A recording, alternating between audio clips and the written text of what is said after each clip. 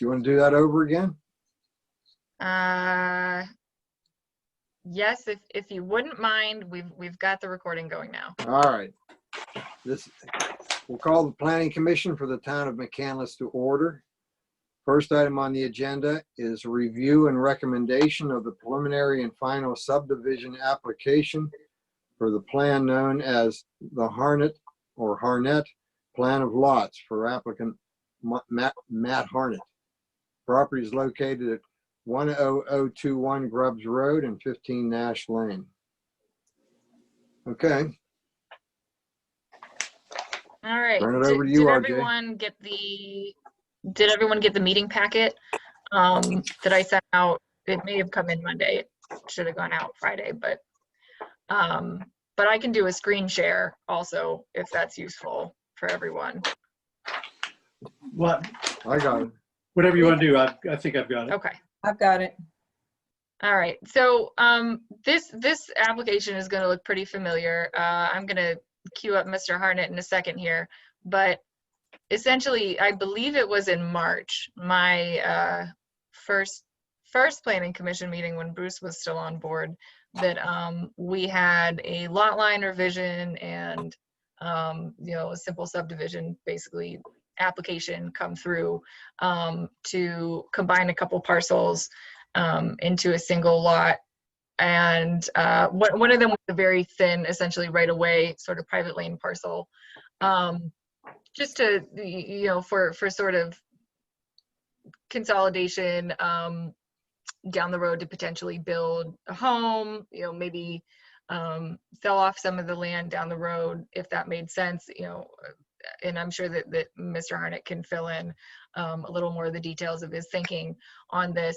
It was approved at the Planning Commission at the March meeting. However, the front parcel that was originally shown that came out on, I believe it was Grubbs Road, it has a shed that has been historically standing there. As it stands, it was grandfathered in.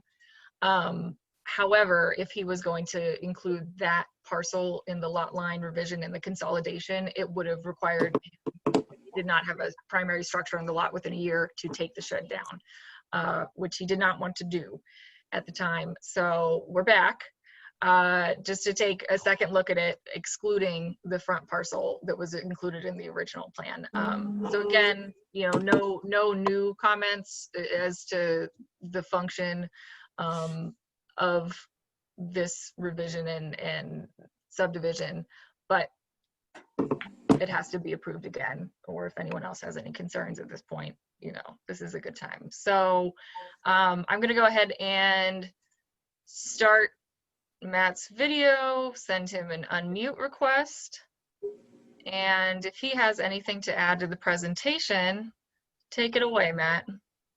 RJ, I think you did a great job. I think basically I hired Shoup Engineering to put these together, and for some reason he included the upper parcel, which I didn't really want him to do. This was really mostly just so I could subdivide off the house and recoup some of my investment. There is a house on that property, which I actually do have a buyer for, a nice young couple, a police officer for Carnegie Mellon University, and the wife is a physical therapist, so they want to move into McCandless.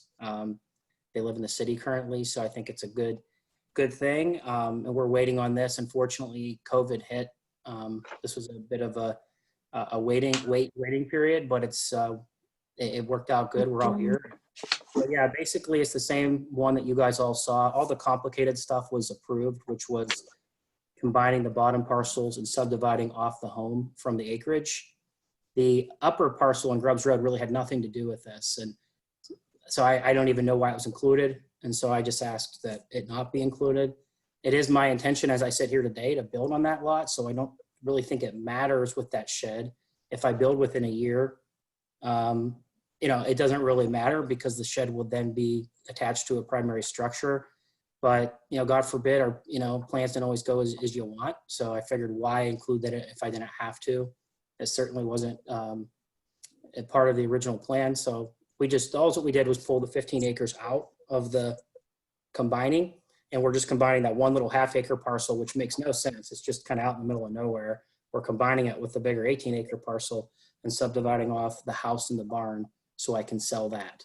I'm keeping the 18 acres behind my 14 to have it, and I don't know what my plans are. The current moment is to build a home there. Something happens to me, I'm sure my wife will sell it and to somebody, and but as the plan stands, is to build a home there. So that's kind of where we're at. And as RJ, I think you probably did a better job explaining it than me, but that's my amateur way of trying to explain what's going on here. You did fine. So if you guys have any questions, I'm happy to try to answer them. But this was approved. As she mentioned, the only thing is we pulled out the upper parcel, which was no changes with that one. All the complication stuff was down below with the house. Yeah, and just to add for the record, the engineers, when we sent this back to them for review, had no additional comments or concerns about the plan. So the upper part that you're talking about, is that the parcel B? When you say the upper part? Because they're both evenly up on my plan.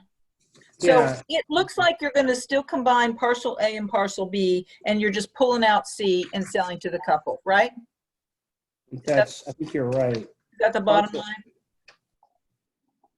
Yeah, so the original plan that was back in May, there was a parcel A, B, and C that would Right. be, Yeah, Right. we're pulling out B actually. yeah. So back then B- that would have been B. Yeah, B is 14.68 acres on Grubbs. I bought that first, and I later bought the 18.599 acres. That's parcel And A. That's That parcel A. is, that's parcel A. And then there's parcel C, which is Right. half an acre that I also purchased when I purchased the 18.599. Okay. And there's no reason for that to be separate.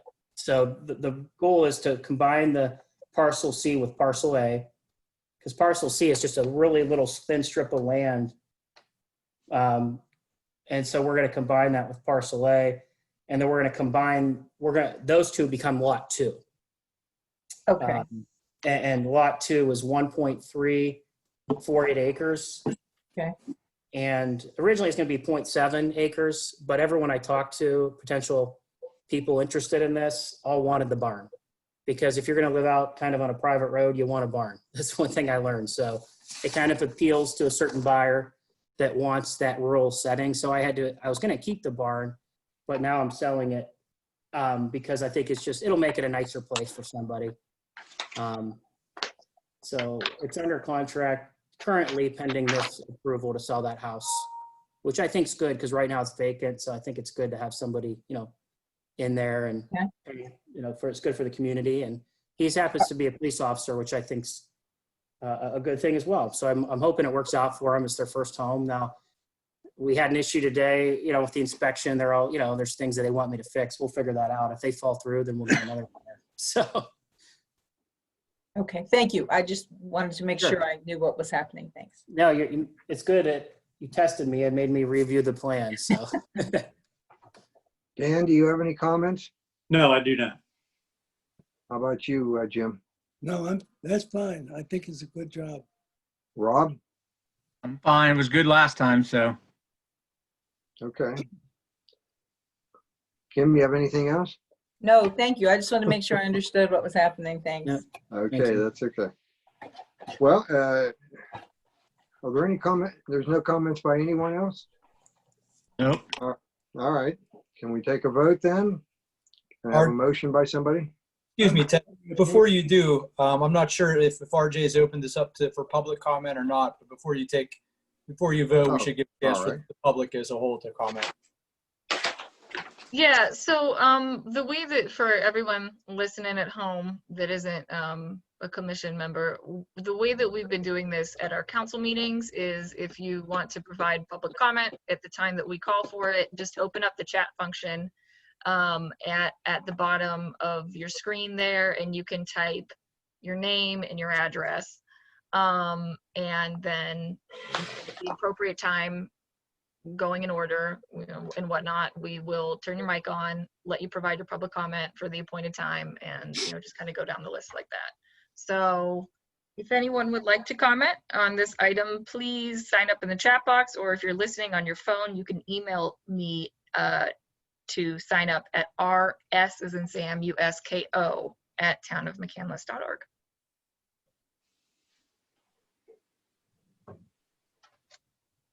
Getting a little bit of time.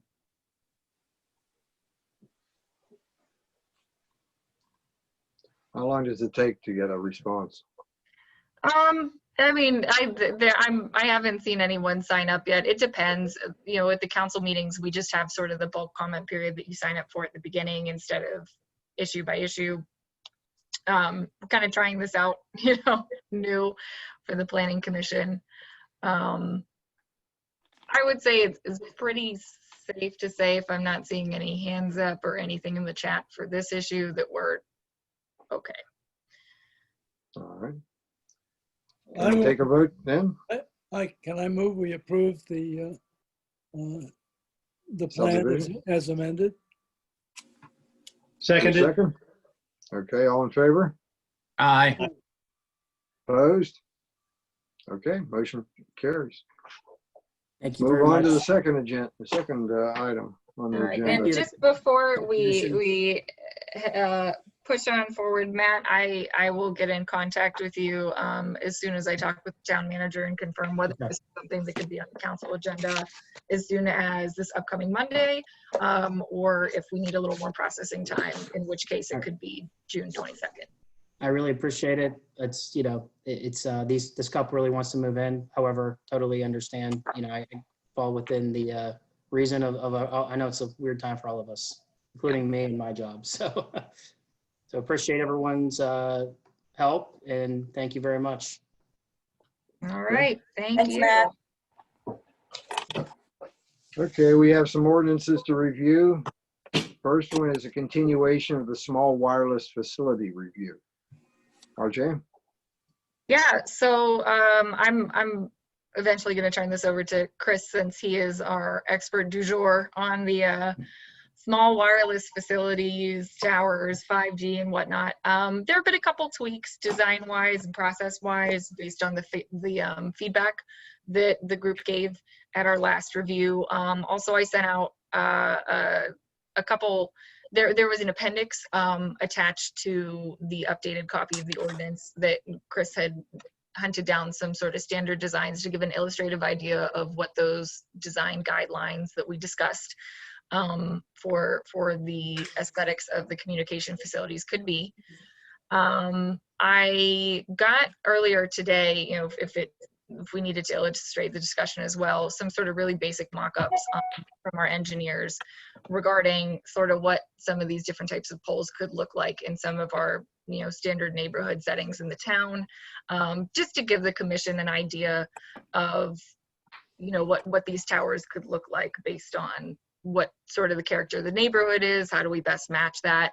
Also, I did want to highlight, before I turn it over to Chris, that he drafted up some sort of concrete requirements for when somebody puts in a use application, you know, zoning permit application for one of these towers. What are the different pieces of documentation that they would need to submit regarding, you know, schematics, type of design, technical review, why they had to put it on, you know, why they had to put a new pole up versus why they couldn't put it on an existing pole, all kinds of things like that. And I can let him take you through the particulars of why each piece was recommended for the application. But I think that that'll kind of give us a solid ground to explain all the different sort of technical pieces the applicants need to submit, so we know what's going in. Hey, RJ, Yes. before we start, I'm just kind of curious.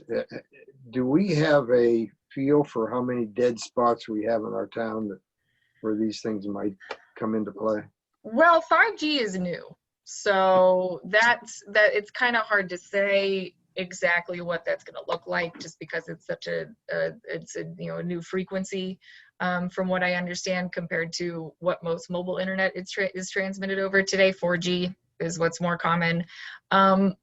They can be, in some settings, as close as 500 feet to each other, from what's been explained to me based on some discussions with the engineers in Crown Castle, which is a major vendor for these types of telecommunications structures.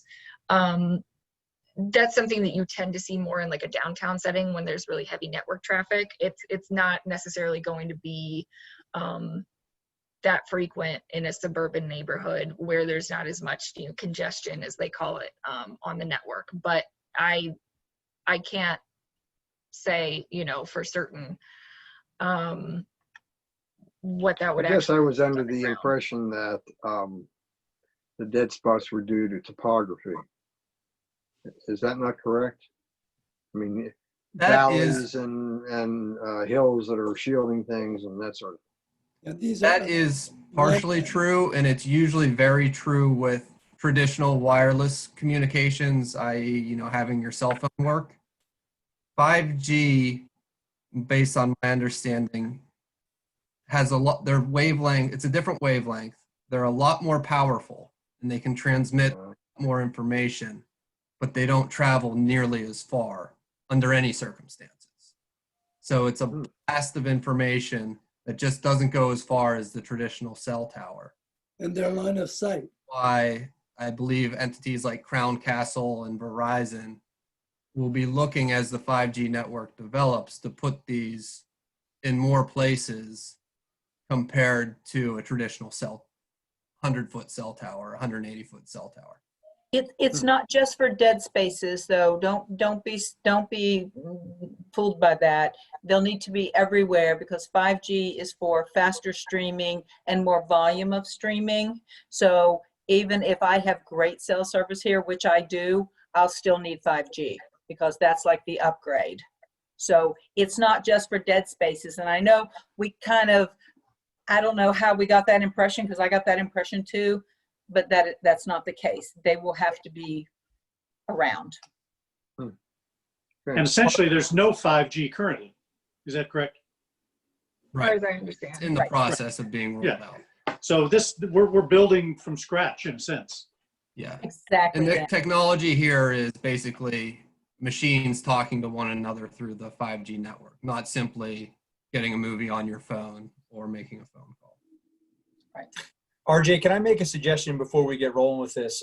You know, just for maybe efficiency purposes, do you want to solicit, have people start signing up for comments at any point during this discussion? And that way, by the time the Planning Commission is done having its discussion and it's time to, you know, open it up for public comment, that way you don't have to wait. People can, you know, start chatting to you or emailing you now.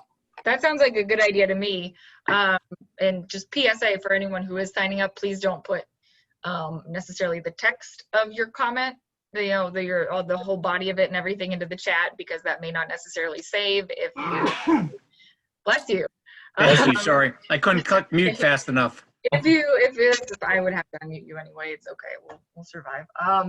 But if you sign up for public comment and then have to leave in the middle of the discussion, please feel free to email me what your comment would have been. But otherwise, we just ask that you reserve it for on mic or on camera participation.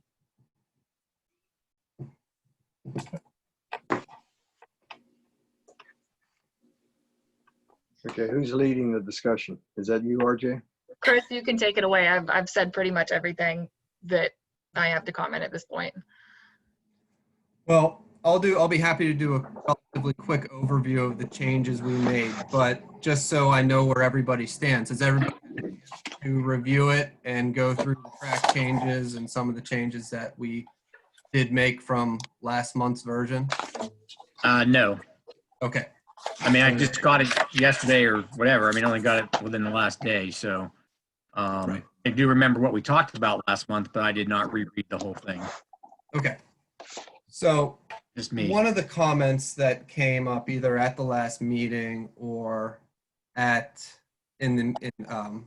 afterwards was, we want to know what this is and we want to know what it's going to look like even before we know if it's appropriate. So what we did is we inserted a new subsection A, authorizing the town administration to require certain information on the application for approval. And it's fairly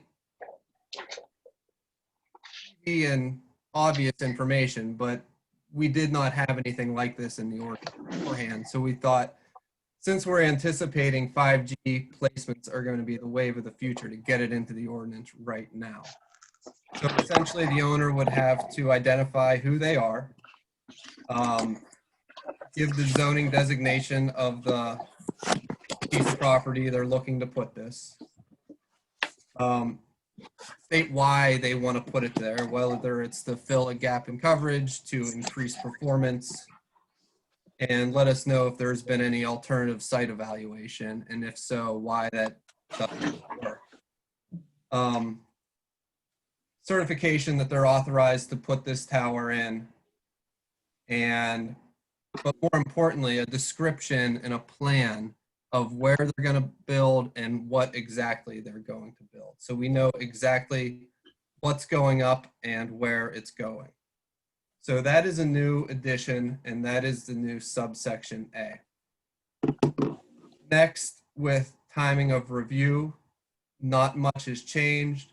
There were comments regarding the term shot clock not being defined. I added a bit of language there, just confirming that it's related to the FCC definition of the term, just so there's no confusion down the road. The fees have not changed too much. Again, it's based on the language of the FCC. We've got to be able to support it.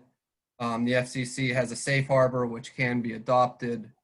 And if our engineering wants to dig in and generate some different fees that can be defended, those would be permissible as well. Hey, Chris, can I ask just one quick question back to this application process?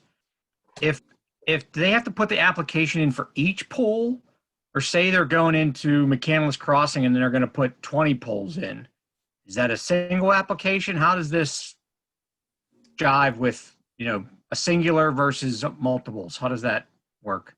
The FCC permits batched applications. Okay, I see that now, batch. Okay. I see So that. if they want to do a batch application, for convenience, Okay. I assume, we give the municipality some flexibility. I assume it would be under the same. Okay. I see that paragraph now as I was scrolling. I found that. Okay, thanks. No problem. Hey, Chris. Just a quick question. There's some statements in here that say things like a statement by an authorized representative that the applicant does this or that. Who is the authorized representative? It would be someone with permission or authority to bind the applicant. So they're Would it be designated his attorney or something like that? his attorney, his chief executive officer, whoever, Okay. himself. Yeah, this is something you'll see with certain contractors for, developments, building permits, sign permits, where the sign company may make the application for the client. This is probably something similar. Okay. And it's common with cell as well, where an entity like Crown Castle will do the application for a Verizon pole, for lack of a better whatever's.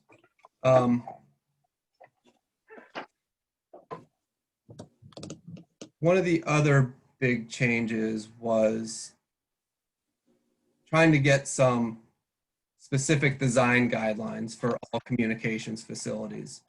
And after our last meeting, I did a search of other communities and other ordinances and adopted some that I think fit well, just so we'd know exactly what these look like.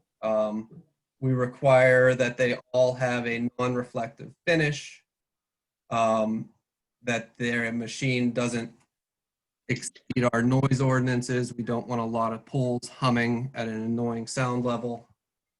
Lighting, it would be something that is complies with applicable regulations. No signs or advertisements unless required by law. Any antenna that is on the top of the pole or the side of the pole must be shrouded in a, it gives some descriptions of what it must look like. And we restrict the volume to the size of the antenna to make sure they aren't enormous. Height, make sure the antenna doesn't go too high above the support structure. And with respect to horizontal projections, one of the things we talked about last week was we want entities to co-locate if possible. So there's a chance that if there's an antenna on the top of the pole, another antenna might have to stick out of the side. So we put some restrictions to make sure that it doesn't stick out too far. The next big thing, I think, is what Kim raised as far as her concerns, as what do you do with the accessory equipment? And we essentially, beginning with paragraph 6, first we did a volume restriction that has been adopted and used by other municipalities with success. And then we limit where they can place it. First and foremost, if they're going to do this, we'd like it to be buried. We'd like it to be underground. And the requirement is if there are underground utilities in an area and you want to put up a small wireless facility, you need to put your equipment underground too. So this would be more or less the best of a bad situation where you simply have a pole with an antenna on top and nothing else. That isn't always feasible, and we can't be too restrictive on this because the FCC has ruled that making this a uniform requirement could result in a finding that we're denying access to cell coverage, which is a violation of federal law. So we want to put it where it's possible. We want to require it where it's available, but we don't want to push too hard where it's not. The second option would be pole-mounted accessory equipment, where it's off the ground and a minimum of 10 feet in the air, so no one's bumping their head on it. It's not obstructing any views. And generally, that has been the second most preferable way to store this equipment. And then finally, the ground-mounted or base-mounted accessory equipment. And it's only permitted where you can't do underground or you can't do pole-mounted. And it has to be shielded in a way that's not an eyesore. And it cannot impact public safety visibility. So you can't put it in a way that would interfere with traffic, safe use of a sidewalk, or line of sight. And then something I came across that I thought would be helpful is a requirement that you make the utilities going into these facilities nice, that you don't have coils wrapped everywhere, that you don't have additional overhead lines being added. So that is paragraph 10, restricting how the utilities look going into this new pool. And the same thing with the electric meter if one is necessary to make that blend in with the structure. So the goal is we want to answer all the questions. We want to address all the variables so that when someone applies to put one of these in, they need to conform with our ordinance, and we give as little leeway as possible.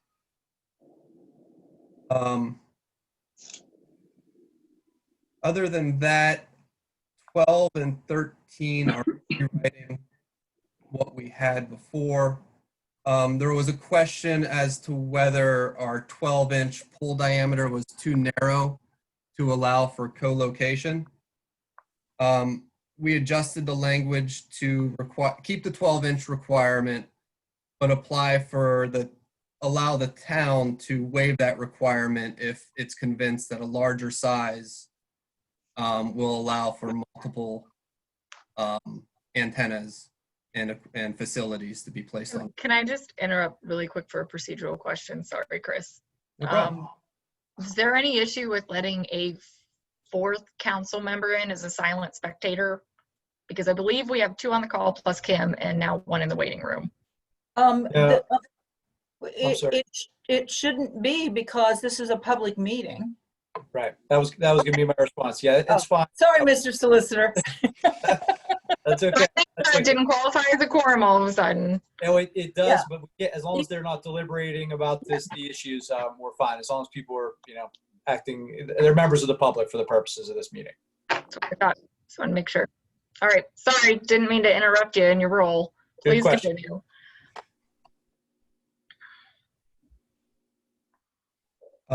And then finally, with paragraphs 15 and 16, 15 gives the town administration flexibility to develop new design standards, even come up with some pre-approved designs that will meet the town's requirements. And paragraph 16, give an illustration to what I'm talking about as far as ground mounted, underground utilities, are various figures showing, what these could look like. So Chris, I'm guessing in this section you took out the thing about the trees and all that stuff that we had in there last time. Yes. Yeah, that didn't seem, That was- no one that was seemed a in good favor of that. deletion. I'm sorry. That was a good deletion. Yeah. Okay, I thought that was in this section. I just wanted to make sure I didn't miss it somewhere else. No, it's one of the things that was deleted. Thank you. And I will say that in my discussion with our engineers in Crown Castle, they were very interested in the fact that we were kind of looking to get our hands around what are the common standard different types of designs, whether it be a metal pole, a telephone pole mimic, a more decorative street light situation where appropriate, because they said, essentially this is going to make everybody's life easier if the telecommunications companies know what to expect going in, and it's not like they're trying to gymnastics to meet an ask that we crafted sort of without any of that context. So I think we got some really good information between last month and this month. And I have And a that's- question just about how the process works. They put in their application, assume that we accept the application, and they go out to start to build their facility. Do we then get to or have to inspect it during construction? Do we have to inspect it and approve it prior to it being put into service? Can we take a look at it during construction and say that's shoddy workmanship, do it over? How does that work before it actually goes into service? Yeah, I mean, you definitely can monitor the construction, and certainly we would need to issue a final approval after it's completed to ensure that it's compliant with the ordinance. So if there's some sort of defect in the construction, if it's not compliant with the zoning, then they're not going to get essentially the final go ahead to allow it to operate. And Is they this- are not allowed to operate until we get give them the final approval? Correct.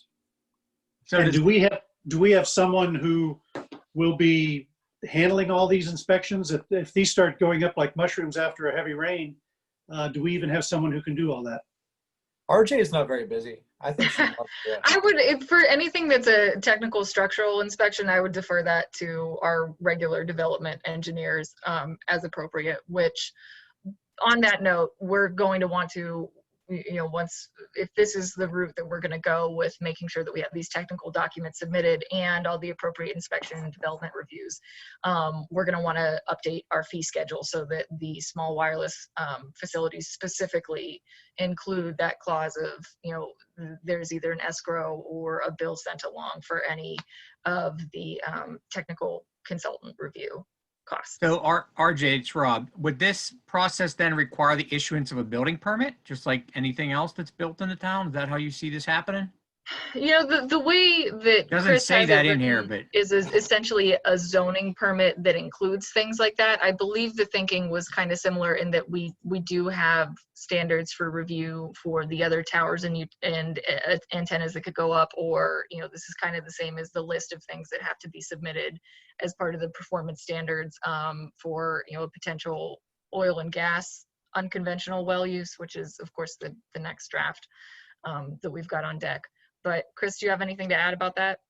No, it would be the similar process to existing towers and antennas. It would be that same process and checklist of approval. So nobody would have to go out and inspect the concrete base, like in a building permit. Like when we do a project, I get a building permit. Jeff Frazier comes out and checks the foundation before we build the wall on top of it. And he checks inside, he checks the wall framing before we put the sheetrock or the drywall on it. So, there are some required checkpoints through the process that the town puts eyes on things to make sure that what we submitted to them to build is what's being built to, before it gets either hidden or buried or whatever. Mm-hmm. So I don't know where you guys think the town should be on that, but I would, going back to Dan's comments, I think somebody should have some eyes on this process as it goes in lieu of just saying, oh yeah, you're going to build it like this drawing shows. And we all kind of know that 9 out of 10 times something comes up and the drawing doesn't work anymore. So things have to change. So my thinking is that it would kind of depend on exactly what's getting installed, because there are some of these boxes that you can just pop them on the top of an existing traffic pole or, telephone pole or something like that. And that's more of just a simple, okay, this matches the drawings, it's structurally sound. But if you're erecting an entirely new communications facility, that might be something that we want to engage our building inspection department on. Again, it doesn't say that in here anywhere. So I don't know if that's administrative policy or process. I don't know that it has to be part of the ordinance maybe, but it didn't really, there's no verbiage that I've seen and again, I skimmed it, so I could have missed it totally, but it really kind of calls out that, certain things need a building permit. It needs to be a process that, somebody's reviewed the drawings, signed off on the drawings, says, okay, this foundation's right. And then during the course of the work to install, somebody goes and checks at whatever touch points the town thinks are the right times or the right things, to look at them physically and say, okay, yeah, you did put it in per the drawings, and yeah, it's, you can continue on before they, bury the foundation and you find out it's, 6 inches smaller because they saved 2 yards of concrete. So, okay, I don't know where that's at, just the thought that I threw out there. Any particular comments on that to Chris or Gavin? Or do you think we need to codify it? My thinking is kind of anytime you're pouring concrete or putting a foundation or something like that in, that just triggers the building permit process in general, and you have to make a one call. My recollection, RJ, is that the town sort of does like a joint permitting / approval process for this type of activity that sort of includes a building code or a building permit sort of component to it. Is that still the way that you guys issue it? So almost like a dual permit? Yeah, you know what?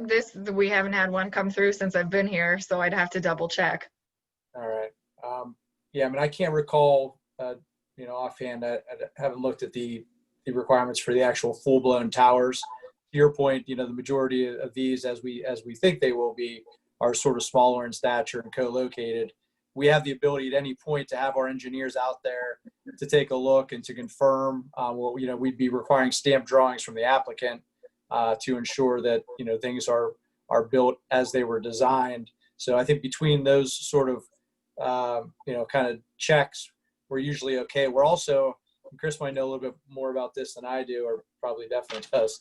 The FCC, I think, has some limitations on the sorts of hoops we can make these folks jump through when it comes to our regulations. So, the kind of, I think, as everyone's aware, the primary goal of this particular update is just sort of to bring us into compliance with these most recent FCC rulings and the updated regulations that, tie our hands somewhat as to regulating this new technology, although we're taking it as far to that line as we can go. So we can certainly take a closer look on the building permit in particular, but I do feel like if our engineers are reviewing the project as necessary and verifying that it's constructed as submitted, I think it's going to protect the town.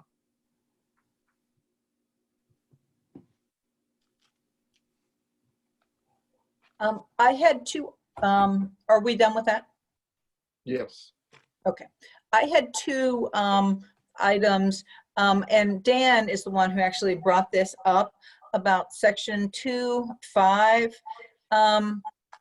the tribal lands. Do we need to have that in there? The definition is taken straight from the FCC definition of small cell. Right. So but that's why I since, included it. But since this is in McCandless and we don't really have any tribal lands, it just seems like. Kim, if it's in a federal statute, we should stick with what's in the federal statute. I mean, you know, whether it's 100% applicable or not, maybe there's someone locates tribal lands we weren't aware of down the line. It does no harm, and it makes it consistent with federal law. Okay. And number 6, is that, what about that one? It sounds pretty emphatic with something that we're not really going to be monitoring on section 2. The facility does not result in human exposure to radio frequency radiation in excess of the safety standards specified from the FCC. Who monitors that? The FCC does. Okay, okay. There's a law where we're not allowed to factor in the safety of Okay. our transmissions when approving Can or we- disapproving. So can we say that the FCC is responsible for, does the wording have to be like that? Because when I look at that, it makes me feel like somehow the town has some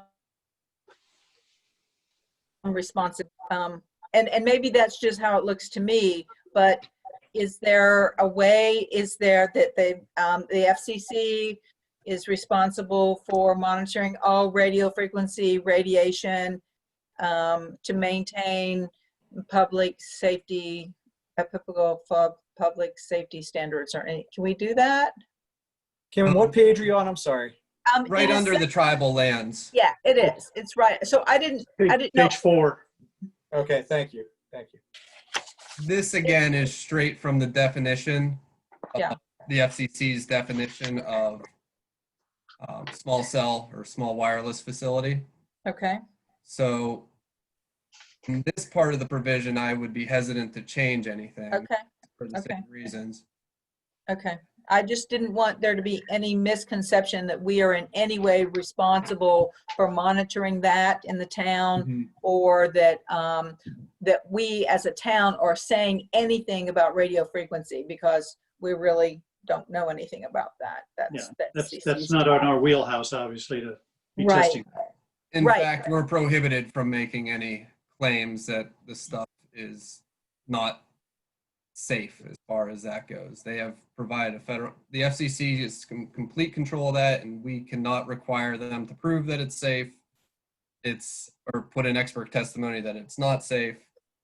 It's something that the FCC has completely assumed, and I don't know how we put that in an ordinance. Yeah.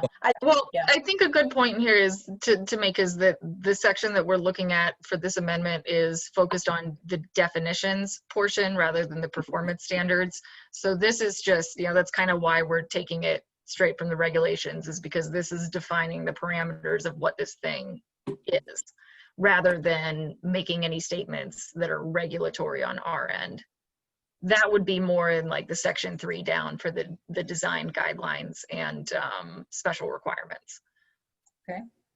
And I don't want to beat this dead horse, but what I heard, I think from Chris, might have been that it's the FCC who determines that this 5G frequency is safe. And I'm assuming that they've already done that. I think the question here, though, is what if something malfunctions, goes haywire, it's hit by electricity, hit by lightning, and thereafter it starts emitting something bad. And I may be saying things that don't even make sense. I'm not sure, but what if it starts getting bad?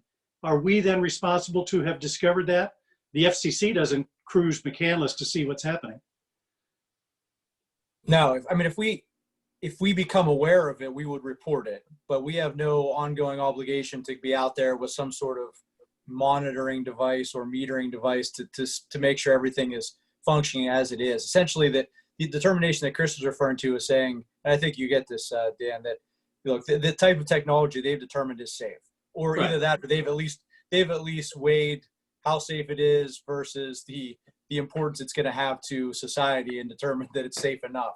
I'd like, maybe that's a cynical view, but that's what they determined. So if one of these things malfunctions, it's not going to be on the town to either determine that there is a malfunction or to enforce a new unsafe condition that's arisen. That would be reported to the FCC if we become aware, and they in turn would have jurisdiction over that. Okay, and that's what I wanted to make sure that that was clearly understood somewhere, you know, because it wasn't really stated in here. But if that's clearly understood, that was my concern. I have a question about, on these units, do they contain transformers? If they want to build up power or transmit a signal for a further distance, are they going to use transformers to do that in those units? The small cells I know have a small power supply. And that's the thing that differentiates them from antennas. So this ordinance should cover two different things, which do two different things. And that is a small cell, because they're not interchangeable. They're two different things. A small cell, and then these antenna systems.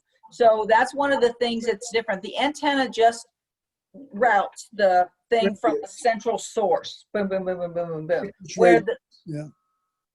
Where the small cell does have its own power supply and source. Now, I don't know what that is. And that's, again, Wikipedia. In the design section, it says that it talks about noise, a noise problem. And then what I'm thinking is the only thing that I could think of in that unit would be a transformer buzz or something that starts, and that can happen. Just transformer can be running fine and quiet, and all of a sudden things start happening and it makes a heck of a noise. I Googled this a really long time trying to find out if it makes a noise. I couldn't find anything that said it made a peep. Now, maybe it does, I don't know, but I couldn't find, because that's what I wanted to know, what kind of noise is it? How loud is this noise? But I couldn't find anything that said it made noise, and either one of them. The thought with this is that because in this, it says that the noise control will be standard and standard regulations of the town.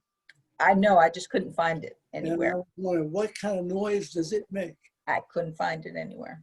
Well, if you walk by a light pole or a light post sometimes, if it's not functioning very properly, you can hear a hum. Yeah. That's using electricity, and there's a humming sound. So the noise is an indication that something's wrong with it. So if we're walking by a small cell and you hear this buzzing, it could be a violation of this part of the ordinance, and they would have to get it fixed. That's the thought. It's not this mechanical machine or a gas-powered generator or something like that. Yeah, there's no noise level established. It's in the town's opinion if it's making noise. Well, we have a noise ordinance. It would have to be compliant with the noise ordinance. And I can tell you, if it's functioning properly and there is some inherent noise, that's another thing that it would be beyond our ability to regulate. Essentially, if these things require, I don't want to be circular with the logic here, but if they require some level of noise to operate as they're sort of designed and approved by the FCC, then that's just something that we're going to have to deal with as the town. We can't, if it, to the extent that it's just part of the package, so to speak, we just have to deal with it. But Chris's regulation is just to ensure that if there's an excessive noise problem that would violate our current regulations that apply elsewhere, then we would have just another angle for us to sort of attack a problematic situation. Okay. We have Brendan on board now. Hello, everyone. Just FYI, Apologize for my everyone. tardiness. I had a variety of issues I had to take care of, but now I'm here. Hi, Brendan. All right. Afternoon. Those were my only questions about it. I thought the additions were good, and I was really glad to see the process in there. I really felt like that was important, and I think it's ready to go. And I'd like to thank everybody for their feedback. It was very informative. It gave us an idea of where the town envisioned this going, and it made our jobs a lot easier this second go around. Thank you for your input last month and tonight. Well, your visuals at the end of this are very good too. Yeah, that was helpful.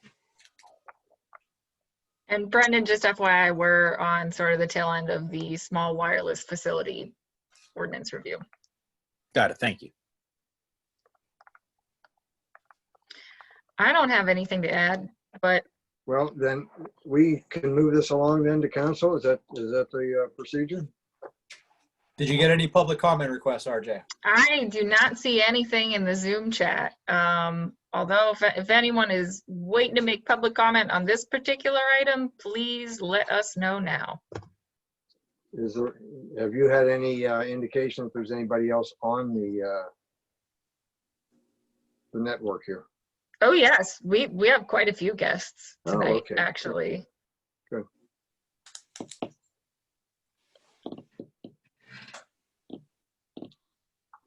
You tell me when it's appropriate to make a motion. I will leave that to the lawyer man. I do not see anything coming into the chat yet. Yeah, I think we're safe at this point. They had the entire presentation, so let's roll with it, Mr. Minor.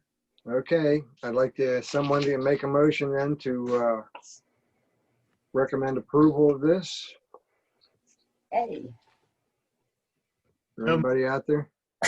I'll move it. Okay. Rob Gardner. Second? Which one of you was that? Sorry. That was Rob. Rob. Terrific. Thank you. I'll Is there a second. second? I'll second. Okay. All in favor? Opposed? Okay, thank you. The Thank you, next Chris. item on the your agenda help. is the continuation of the oil and gas development review. All right, I'm just taking my motion notes here. Give me 1 second. Get my proper documents. And Chris, thank you very much for coming by tonight. Gavin or Chris, do you think that there's anything else teed up for you before we let him get to his evening? I think we let Chris escape and now bring Katie to the interrogation chamber. To the party. All right. Good evening, everyone. Good evening. Thank you, Thank Chris. you very much. See you, Chris. Yeah.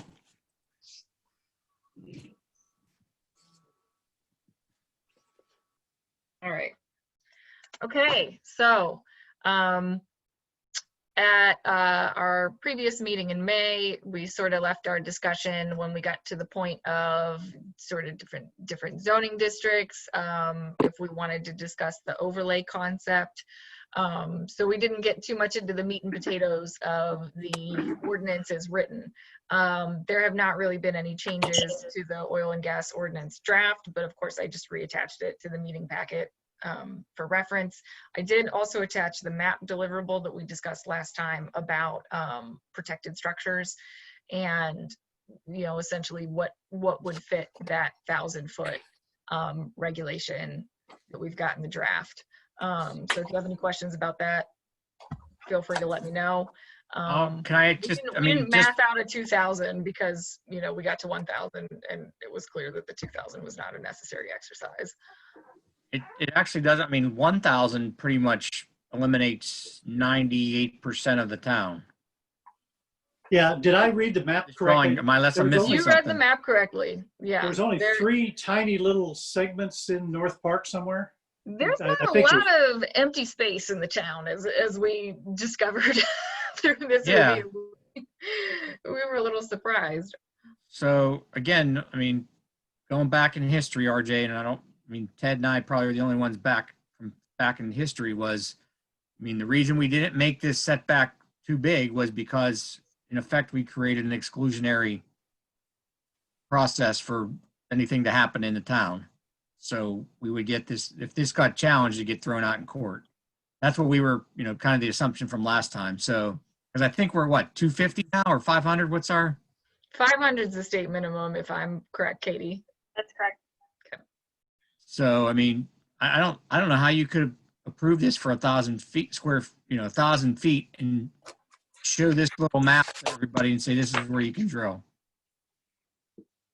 So my question about this is, and maybe see if I understand this correctly, but my understanding is that when we say they need 1,000-foot setback, that doesn't mean that we have to supply them with 1,000-foot setback, is right? So if we had an overlay district that say was a large area, say at anywhere, and if they wanted to come in and build in that area, then they could buy up whatever property that they wanted that would give them that setback. We don't have to have a vacant piece of property that 100% accommodates them. That's my understanding. Is that right? I think that would be definitely putting the town at risk of being deemed to be exclusionary. For example, I would if you think so, put, too. if you would allow this only in a heavily developed area where it would essentially, now granted, not impossible, but if you had, billions and billions of dollars, you could buy up every property and create your own area. Which they do. I think we would have a difficult time defending that in court because it's just frankly not practical. So we have to look at the actual de facto or like the real effect of what our regulation provides. And if it doesn't create an area where realistically someone could develop this, it doesn't have to be easy, but it can't be completely impractical. I would be very concerned about defending that type of ordinance in court. So looking at this, Gavin, looking at this map that we got out there, do you think that's defendable? Well, Rob, we're certainly getting close there. I don't know what you the guy's going to have to stand in front of the judge and make it work. So, I mean, one of the things that's often brought up is the percentage of the municipality, and I didn't see it broken down to that, but and that looked to be a very, very small percentage of the municipality where this would be able to occur. And again, it doesn't have to be easy. It doesn't have to be in a perfect place for them to do it. But if we're carving out, a couple of tiny little areas where, it so we can say, look, it's not totally excluded. I think we run the risk of a de facto exclusionary argument that, hey, yeah, it doesn't say excluded in the actual ordinance, but it does say, the practical effect of it is you can't do it here. That's the concern. Yeah, and unfortunately, I don't have a map in my back pocket of the bubbles drawn with 500 feet instead of 1,000. It just didn't seem like the inclination to make a less restrictive regulation at this point. But, that's certainly something that we could go back and do, but I don't necessarily mean to delay the discussion about sort of the rest of the substance of the ordinance just because we don't have that on hand right now. yeah, but the setback's the most important part of this whole thing. Yeah. Yeah, there's all the technical things in there, but to me, I want to see where's it practical? Where could it happen? Where can it go? Yeah, is it? Well, I didn't scale out the space that we designated as permissible, but I'm not even sure that it's big enough to put a pad on. Some of them, one or two of them were so tiny that they just were virtually a speck, at least on my map. Yeah. I'm not even sure that, you've got to have a drilling pad and ancillary equipment, you've got to have a space to do all that. I'm not sure that we've even allowed that to exist. And I believe the regulation as proposed requires a 10-acre tract of land, which again, I've seen when we did our survey of other community regulations, we did see things like 1,000-foot protected structure setbacks or 10 acres. Now, if they all did this map, which frankly, they probably didn't, we were a little bit of overachievers with pulling, this information, but it's not clear necessarily what that would result either. It depends on where they're at too. In Washington County, right, a 1,000-foot setback is probably not a hard thing to do. Yeah, you can find that out there. Well, you just have to. I think you have to put it in context of where you're trying to regulate it. So that's a good primarily, point. we only looked at one ordinance in Washington County, and that was Peters Township. So we just tried to pull sort of other North Hills communities and other large comparable municipalities in the Allegheny area. I know that Okay. ordinance well. I helped write that one. Well, the other North Hills communities, do they have 1,000 feet in theirs? Let me pull it up. This is the very large spreadsheet that you all got at the last Yeah. meeting. I didn't print that out. That's okay. Let me retrieve this here. So here's my question. If the whole town were built up and there was no practical space for them to be, then what would you do with this? What would you do? If the town was totally, it was totally built up, then what would, in fact, by your planning, you would have eliminated the possibility for use, and that would be challengeable? In such an instance, my recommendation would be to find the most intense commercial / industrial, if you have it, and allow it in that particular area, in that hypothetical you're giving me. Right. So Wouldn't that be the case here? Right. That's not the situation we're in right now. But in that hypothetical, that's what I would suggest. But why isn't it the situation? If the most intensive use we have is a somewhat intensive commercial or a light manufacturing, I guess to me, the discussion about the setback, maybe it should take a secondary approach to what is the use that the town currently allows, which is the most similar to oil and gas development, and then to see how we address and deal with those particular uses. Because my concern is that whether it's 500 feet, 750 feet, 1,000, 2,000, whatever footage the setback is, could be seen as arbitrary if it is dissimilar from other types of uses of the same character within the town. That if we say, hey, 1,000 feet or 750 feet, the fact that Franklin Park or Ross or somewhere else does it doesn't necessarily, to me, make it a viable setback for McCandless. So, I mean, I think it's got to be what we don't allow, to my knowledge, zinc smelters or steel mills or something like that within the town, nor is there a place to put it, or large airports or things like that. So to me, it really is, what do we consider this use to be? What is it comparable to? And then do our regulations associated with oil and gas zoning match up with what we have for other types of uses? Because my fear is that if there is not a correlation or a similarity, that we address certain types of land uses in the same manner, that no matter what the setback is going to be, it's going to be a potential to be challenged, even if there's a variety of areas in the township that would meet the setback requirement, because you'd say, well, the setback requirement is arbitrary. You deal with this use, which is similar to oil and gas, and don't require whatever setback.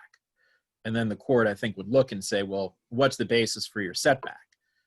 And I don't know that we want to say, well, because Franklin Parks is the same as their only line of defense. Well, I mean, you make a great point. Unfortunately, as I think you are aware, maybe you sort of pointed out here, there's not a lot of permitted industrial activity in the town of McCandless. So we don't have, much to borrow from. There's not a situation where we could say zinc smelters are 1,000 feet. So we think this is similarly, potentially detrimental to health, so that, we could use the same. Now, we know we start in the Oil and Gas Act with 500 feet, right? So that's a statutory minimum. And we know that many of your neighbors are going above and beyond that. And the justification that they use for that is because of the public health and safety aspects, potential negative impacts of these types of operations on nearby residents. So that's the findings that have been relied upon when these ordinances are drafted by places like Indiana, Franklin Park, wherever it's going to be.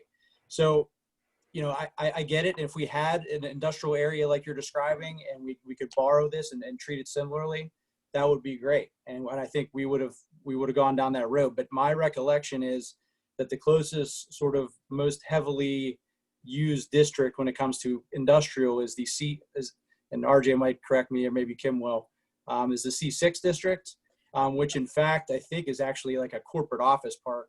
And Yeah, pretty much.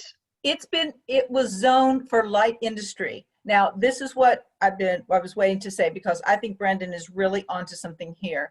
And that is, it's light industry. Now, we said that marijuana can be grown there and there can be a processing plant there. Now, that's what he's talking about.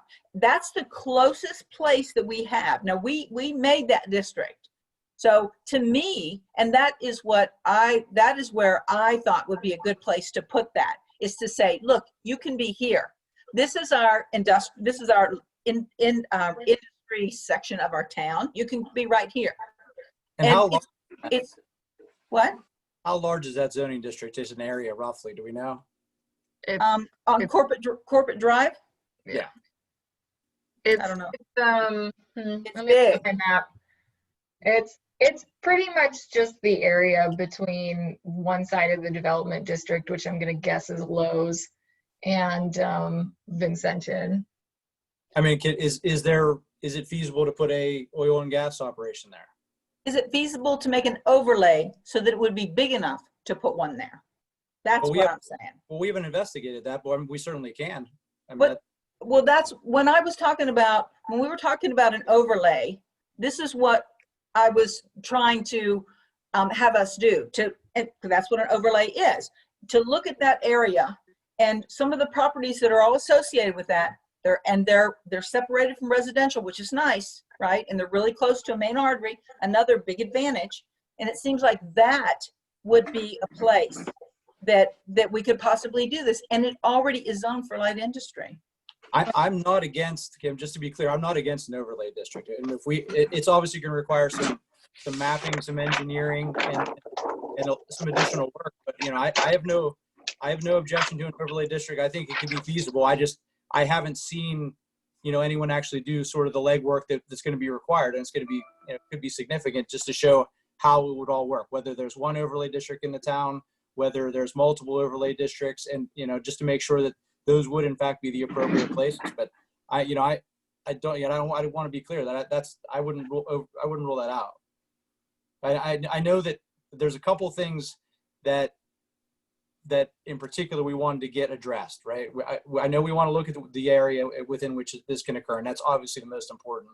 There's also quite a few health and safety related regulations that I know we want to get in place sooner rather than later. So, you know, again, if we need to do some more work with the engineers, with RJ, and really kind of dig into this more, it hasn't been done yet. That, you know, the only thing that was done was that setback analysis based on the 1,000 feet, if we would move to the 1,000 feet, and that's leaving it in both the C2.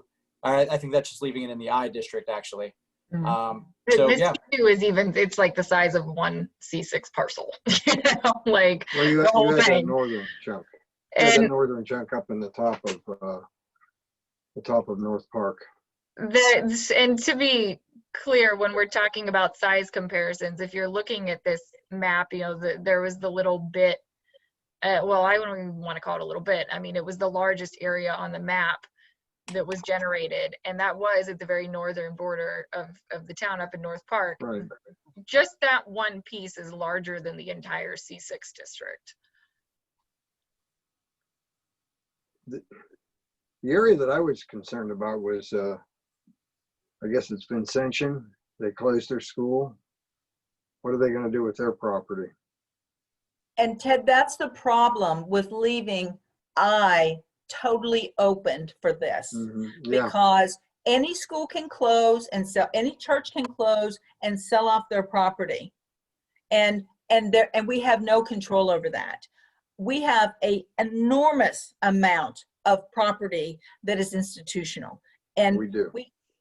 we lose control of that large amount of property. So I'm trying to get it to something smaller and something controlled. And I brought that up last time. Who would have thought Vincentian was going to close?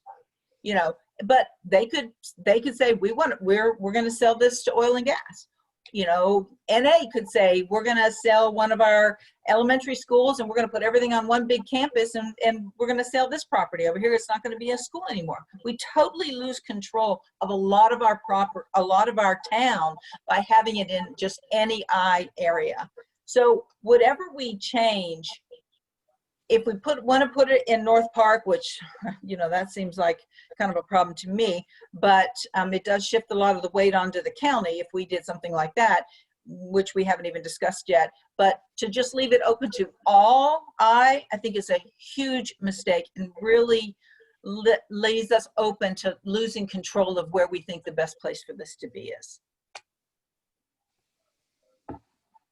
So in terms of, we're back at the zoning district discussion at this point, which, I mean, it's one of the primary issues in this whole amendment, so it is important. I just want to make sure that we're also thinking about, do we want to sort of pull back from where we're at in this amendment process to do a more thorough study of an overlay district, or are there certain safety and environmental regulations that are proposed in this draft that, as things are, we want to get those through and protect ourselves now and, sort of do the work over time as an overlay district? I'm not particularly advocating for either, but there is just a different timeline with whatever path we may choose. Gavin, what's the name of that doctrine that we evoked where the ordinance is pending so you can't bring it in? Can we do that with this? The pending ordinance doctrine. Well, there you go. Can we do that to get some more time? Well, So we can do, I don't like being rushed. This is important. right, but the key is, though, you can't put a moratorium on. So you can't say we're working on it. You have to actually have some proposed regulations in place, and then you could put those in place while you sort of finalize things and run it through the process. So, I don't know that we're at a point. I guess my point is, if you're trying to do it at an overlay district and do that as a pending ordinance, that would still require us to create the overlay district before we could get. I think she's asking more about the existing, rather the proposed draft that we have on the table, but speaking to the institutional district rather than doing a pending ordinance doctrine on an overlay, because that would be creating an entire new zoning district, which would have potentially different implications for updating the zoning map, correct? Right. So Right. if you're saying, can we put this current draft ordinance in effect as a pending ordinance? I would say yes. While the Planning Commission and Council continues to sort of work through and finalize the details. It doesn't have to look like this at the end of the day, but once it changes in the process, then you lose that protection of the pending ordinance. So essentially, the idea of the pending ordinance is, hey, look, we have some regulations that we just haven't had time to work through yet. You can't run in and file an application and go under our old regulations before we get to make the change. Right. And that's an action that council could take to adopt that for this. Correct. Okay. Does that sound like something that's a good idea? I mean, I think it's a fine idea because it gets you. Time. Well, one of the outcomes of this could be that after we do the overlay district review, it turns out that maybe it does make sense to have it in the I district, in which case, great, you're just going to move forward and probably adopt this ordinance or something very similar. Alternatively, while you're working on it, you can't do it forever, but for a reasonable period while you're working on it, you will at least have these additional sort of safety provisions in place should someone go in and file, for an operation in the meantime. Am I correct in thinking that the oil and gas drilling creates a tremendous amount of noise when they're burning off the gas? They actually have some limitations on the gas burning these days. Okay. That was something they don't do anymore, or at least they do it on a much more limited basis because of complaints. The biggest, most disruptive portion of the operation is the actual construction phase and the drilling phase. And to be honest, what we hear, what our other clients have experienced the most impact from is the water trucks that are coming to and from the facility, essentially, requiring traffic flaggers for extended periods of time. And really, we're talking potentially thousands of trucks unless they can find a water source nearby that they can tap into, in which case that could substantially reduce that portion of the impact. But, think of it as sort of a very large, 5-6 acre construction project. So you have, the noise attendant with that. And then you have, during the drilling process, you have these water trucks that go back and forth. Once it's actually up and operational, and there is some shielding and screening and things that go on, we really haven't. Now, obviously, it depends on how close the nearest property is and topography. Is it on the top of a hill or bottom of a hill, that kind of thing. But we've actually, once it's been up and running, we really haven't had a whole lot of complaints on the day-to-day sort of use itself. But it's the sort of leading up to the uses where the big impacts are. And that setting aside, I'm not giving an opinion on environmental impacts from ongoing drilling, that kind of thing. Some of which, obviously, there's different minds on that kind of thing. Okay. And that's the reason I feel very strongly about it being close to a main artery, as opposed to the park where it has to go on some secondary roads to get to wherever it needs to go. And plus, all that stuff has to be piped, so that all those pipes have to be run. Right. Okay. We've been getting some little comments of various sorts, at least on my screen. Yeah, We're- so these are probably what we'd want to address at the public comment stage, unless we're looking to open up a public comment set now. I mean, my recommendation, just I think to keep some order, and obviously it's up to the chairman, but I think having the commission complete its discussion first, and then when that's done, opening up to the public for their 3 or 5 minute comments. I'm not sure what it is at the planning commission level, but I think that's probably the cleanest way to do it. All right, are there any other comments at this Well, point in can time? we or can we not pass this as it is? Because it sounds like it's not still. No, I don't think we want to do that. Do you? No, I'm No. no. But I think think what there's we want to pending- do is what we suggested, which was to,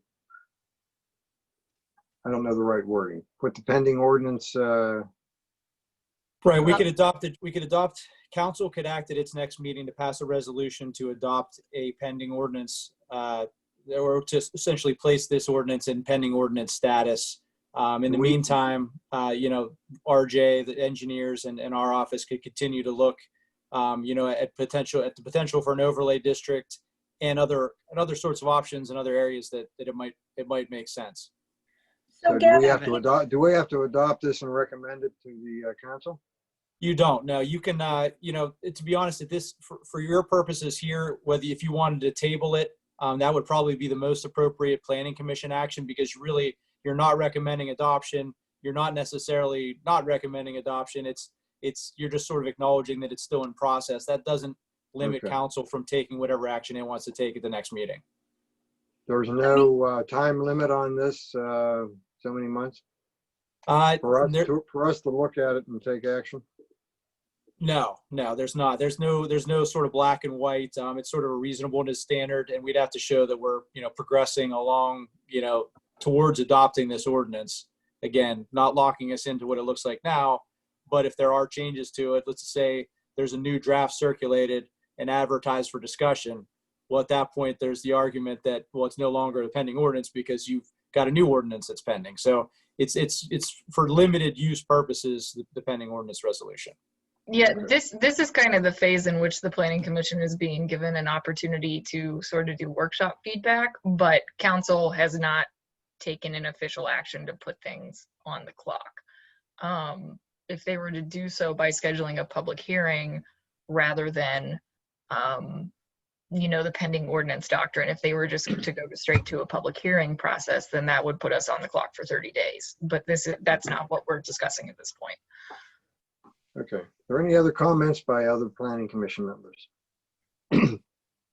I have one more question, Gavin. There are some wonderful safety, environmental, whoever wrote that did a great job on all the safety things in this new ordinance. I mean, they're top notch. I'm really happy Katie, with take a those. lap. What? Yeah, What? That's Katie right there. Okay, good job. Okay, I wasn't sure who did it, but they're very good. They're very thorough. They're tight. I like it. But if we have the pending ordinance doctrine in place, then nobody can bring this in. I just want to make sure that that no one could try to get in under the old ordinance that doesn't have all these nice safeties in there, unless we should adopt something to get all the safeties in place and then work on the overlay. You know what I mean? Adopt this in sections or something. Well, to be perfectly honest, the safest way to do it would be to move this ordinance forward formally and actually adopt it, and then go back and work on the overlay district. That would protect you the most, because under the pending ordinance doctrine, there's always going to be an argument that, well, you know, you're not really considering that ordinance. You're not really just simply taking it through the steps. This wasn't done just to prevent someone from rushing in and filing an application. You essentially are using this as a sort of a delay. I hate to use the term delay tactic, but, you know, essentially for all intents and purposes, putting a moratorium on that type of development. So the safest way to do it. An overlay district addition would, again, that's almost, I mean, it's a zoning amendment process, but it's almost a sort of a different beast than just a zoning text amendment, because an overlay district would be making changes to the zoning. I'd map. really like to get these environmental things in there, because we are not protected. So the one substantive question I had on that was, there certainly is a lot of information associated with what is supposed to be in the application itself. And I certainly can be wrong on this, but I didn't see or notice anything specific that tied the information in a conditional use application to any actual express criteria, which would be the standard upon which the use would be viewed, in that the application materials would be informative and provide information. But the concern may be that if those topics, steps, issues are associated with an actual desire for information, or a view that, hey, this must be there to allow us to do something, it could be used to impose conditions on the use. But just merely providing the information, I don't think allows council to give an up or down decision based on what was provided. It's just more informational than anything else, versus being part of the express criteria that would have to be satisfied to meet the objective requirements of the ordinance and entitlement to the conditional use. Wow. Are you saying, Brendan, for example, like we require them to have a geological study or a noise plan in place as part of their application? Then are you saying that then those noise, like geotech regulations, are not there for if they're approved for the conditional use? I just want to make sure I understand what you're. Can you give me an example? Yeah, I mean, I guess my concern is kind of this situation where applications require the applicant to provide a certain amount of data, but the applicant could say, look, I provided the data, I provided a noise study or whatever other kind of study, and certain specific requirements of what those studies must say, or that my study must meet something, whether it's elsewhere in the zoning ordinance or subdivision land development ordinance. They could just say, well, we have a study, and that was good enough because that was all the application required. That you don't like our study is not an objective criterion of this particular ordinance. All we had to do was have a study that met X, Y, and Z. Now, if the requirement of the application is you have to have a study that shows these certain things, then, I think that solves the problem. Then to me, the question just becomes whether those are more appropriate in the express criteria section of the ordinance, that these certain things have to be met, because they can actually be fairly objective to a degree, where I think some of our express criteria may be too subjective.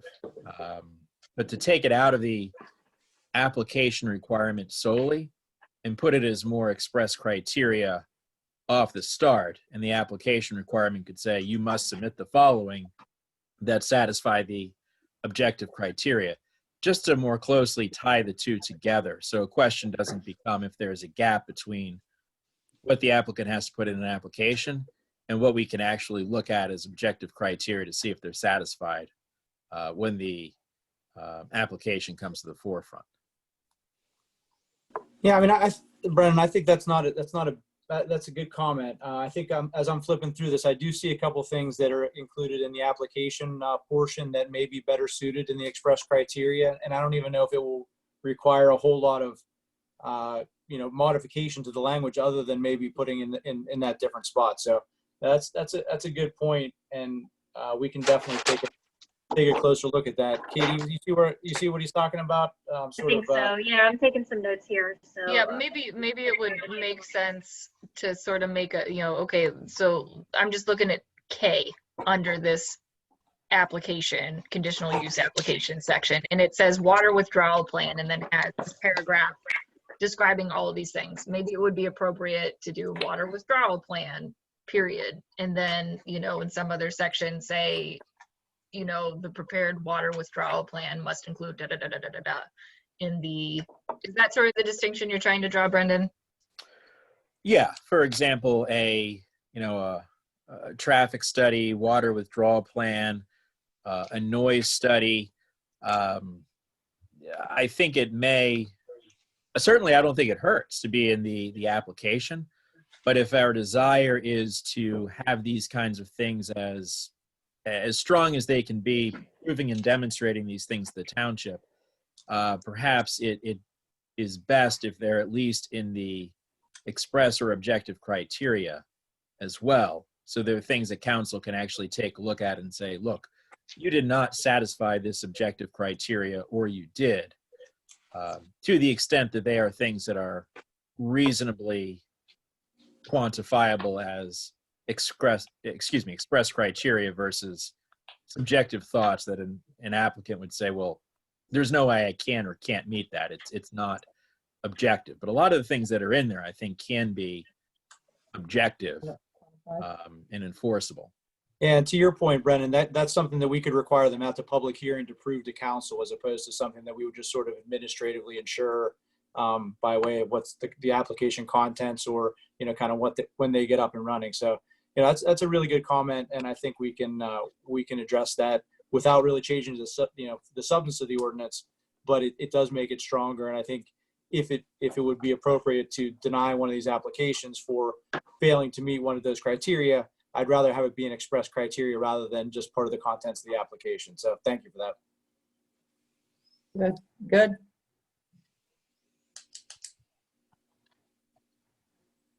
Any other comments?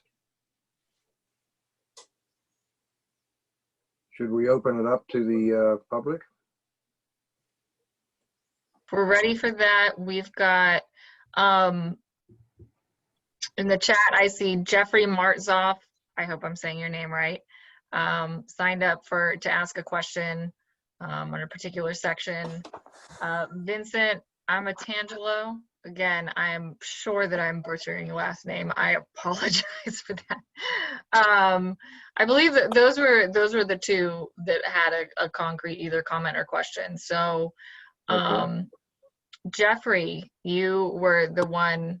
I see Brian Sullivan signing up as well. So, okay, I'm gonna go in order, and if anything else pops up into the chat, I will add them to the list for this. So I'm gonna send a camera and a microphone request, if I can find, there you are, to Jeffrey on here.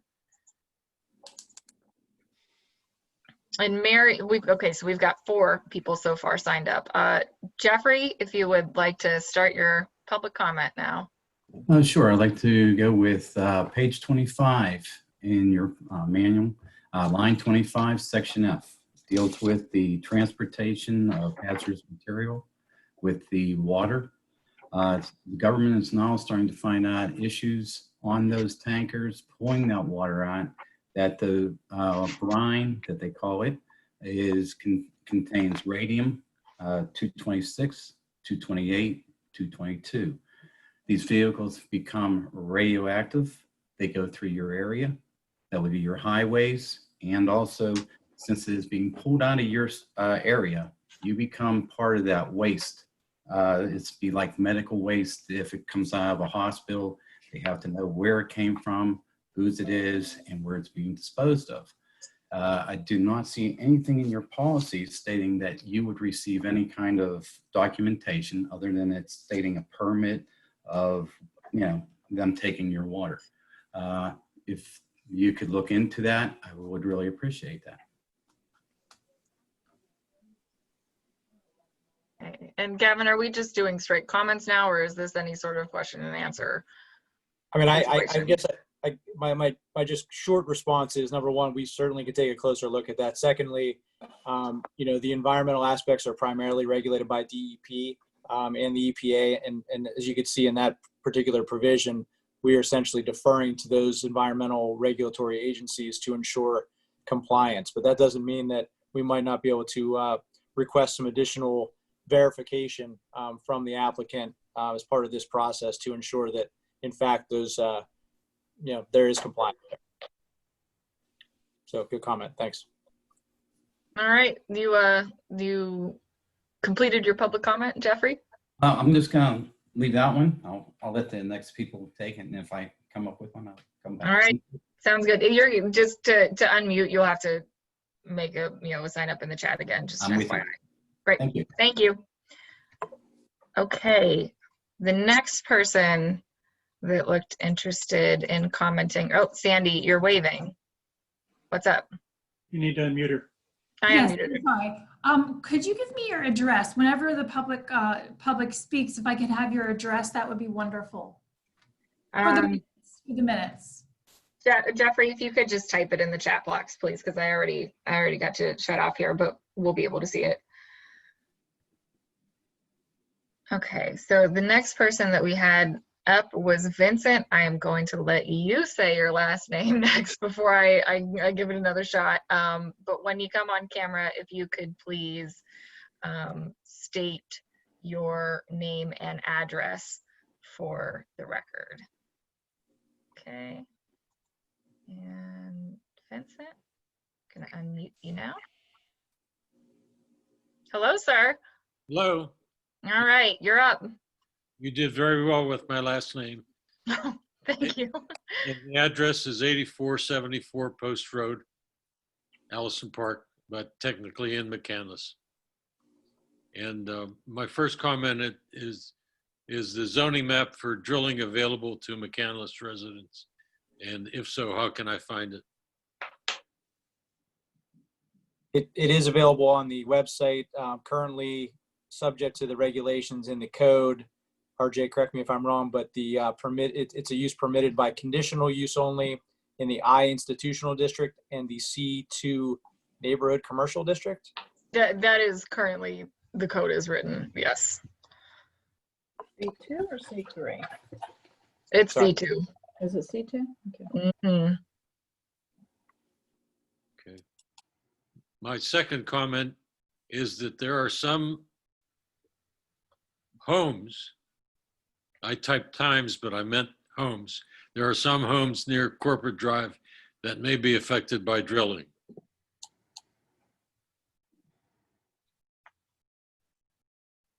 Okay. If we, all right, I see that comment in the chat there. Did you have anything else that you wanted to add before we moved on to the next public commenter? No, that's All right. that's all. Thank you. Okay, mute. And let me see here. I believe we've got Brian Sullivan next up. Gonna send him a microphone request now.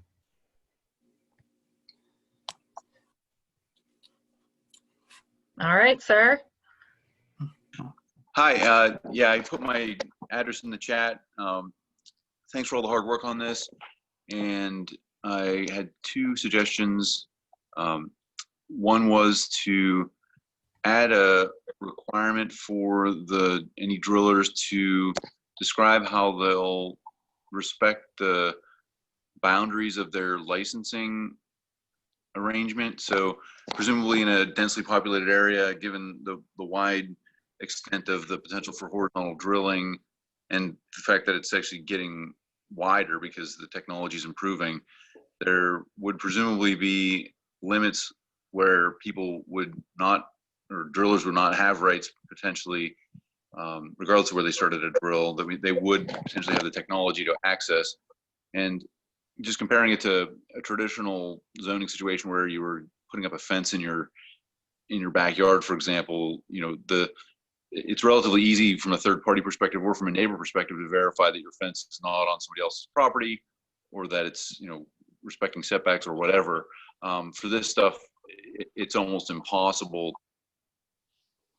well, I think it's difficult to do that as a municipality, and it's almost impossible, or at least prohibitively expensive to do it if you're just a neighbor who's trying to enjoy their peaceful inhabitants of their property. So the suggestion is to try to include that into the ordinance, where they would be required to verify or somehow convince us that they're respecting the boundaries of their license area. The second suggestion, it might be just a mechanical aspect that I don't understand of these whole things, is to work in some aspect of public closure of all the stuff that's in the application. And that might be required by something that wasn't in the draft ordinance that I read, but I appreciate the current, council's demonstrated ability and willingness to be transparent. And we have had issues with transparency in the past, and that might come back. So insisting that there is transparency on this kind of stuff, if anybody really wanted to do it in the future, I think it would be important. That's it. All right, thank you very much. I'm gonna move you off camera here now. And I also got a direct message from Mary Ann Love that she would like to speak on public comment here. So I'm gonna send her a video and microphone request now. Okay, am I on? Hi, there you are. Okay. First of all, I've been a McCandless resident for 52 years. So I'm very concerned about McCandless.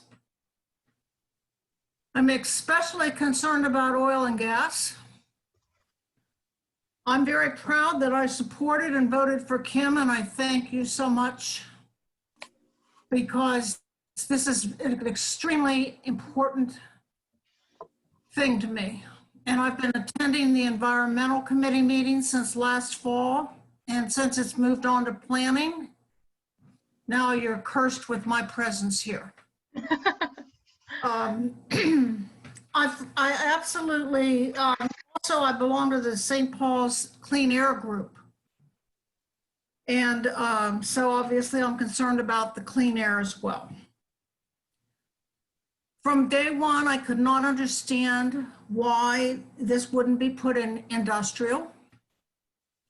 The marijuana and stuff can go in that area now. As far as I'm concerned, let the oil and gas fight over it with the marijuana folks. But we have the spot. I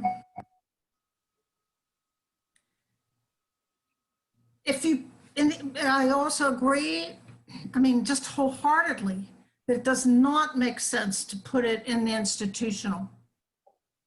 McCandless is full of institutional.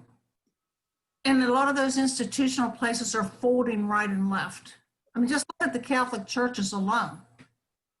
The schools, we would be so vulnerable, in my opinion. I'm just a resident, an old resident, but I care about McCandless, and I want to make it continue good for us as well as for the next generation. I'm not only concerned about the noise, someone mentioned the noise, I'm also concerned about the methane exposure. I like to see a bigger setback, much as maximum as legally possible, to protect from so many things. And Vince mentioned about homes that might be affected by over by where the institutional is. But I mean, rural, where the industrial is. But in all those institutional places, there will homes be affected there as well. So basically, wherever this goes, there will probably be homes affected. And then I have a question. It was talked about maybe moving the ordinance forward. If that happened, does the clock start then? RJ? You're just looking at the zoning map on my wall. Don't worry. I'm just offering. So, okay, if they move this, That's fun you can have on Zoom meetings, you know? if they move this ordinance forward, does the clock start then? So are you, by they, are you speaking of the planning commission? Yes. No, so no, to start any sort of timeline on adoption or review, there would need to be official action taken by council. Not planning council. Correct. Okay, thank you. I hope you all think heavy and long and hard about this. This is a huge deal. And it can't be, haste makes waste, and this is a very good example. It's a very extremely important. There's lots of things I'd rather be doing than looking through oil and gas ordinances. Mm-hmm. I think a lot of us are there with you. But it's worth the time. Thank you. Just for a clarification point, I want to make sure, since everyone doesn't have necessarily the current ordinance versus the amendment in front of them, that the ordinance on the books as written in the town right now has this use permitted in the C2 district and the institutional district already. So, because I know we've got a couple different comments about that. So, okay, Mary Ann, if you are all set. She's quick. She took her camera down. Okay, I've seen Deb Sagan in the comments a couple times. Sagan, I'm not good with names, I'm sorry. So Deb, I just wanted to check in and see if you would like to make an official comment on the record. She says yes. And you know what, Mary Ann, if you wouldn't mind typing in the chat what your address is, I don't believe we got that. Okay, so I see Deb on here. I will go ahead and if I can find you in the list, there you are. I will send you a video and a microphone request now.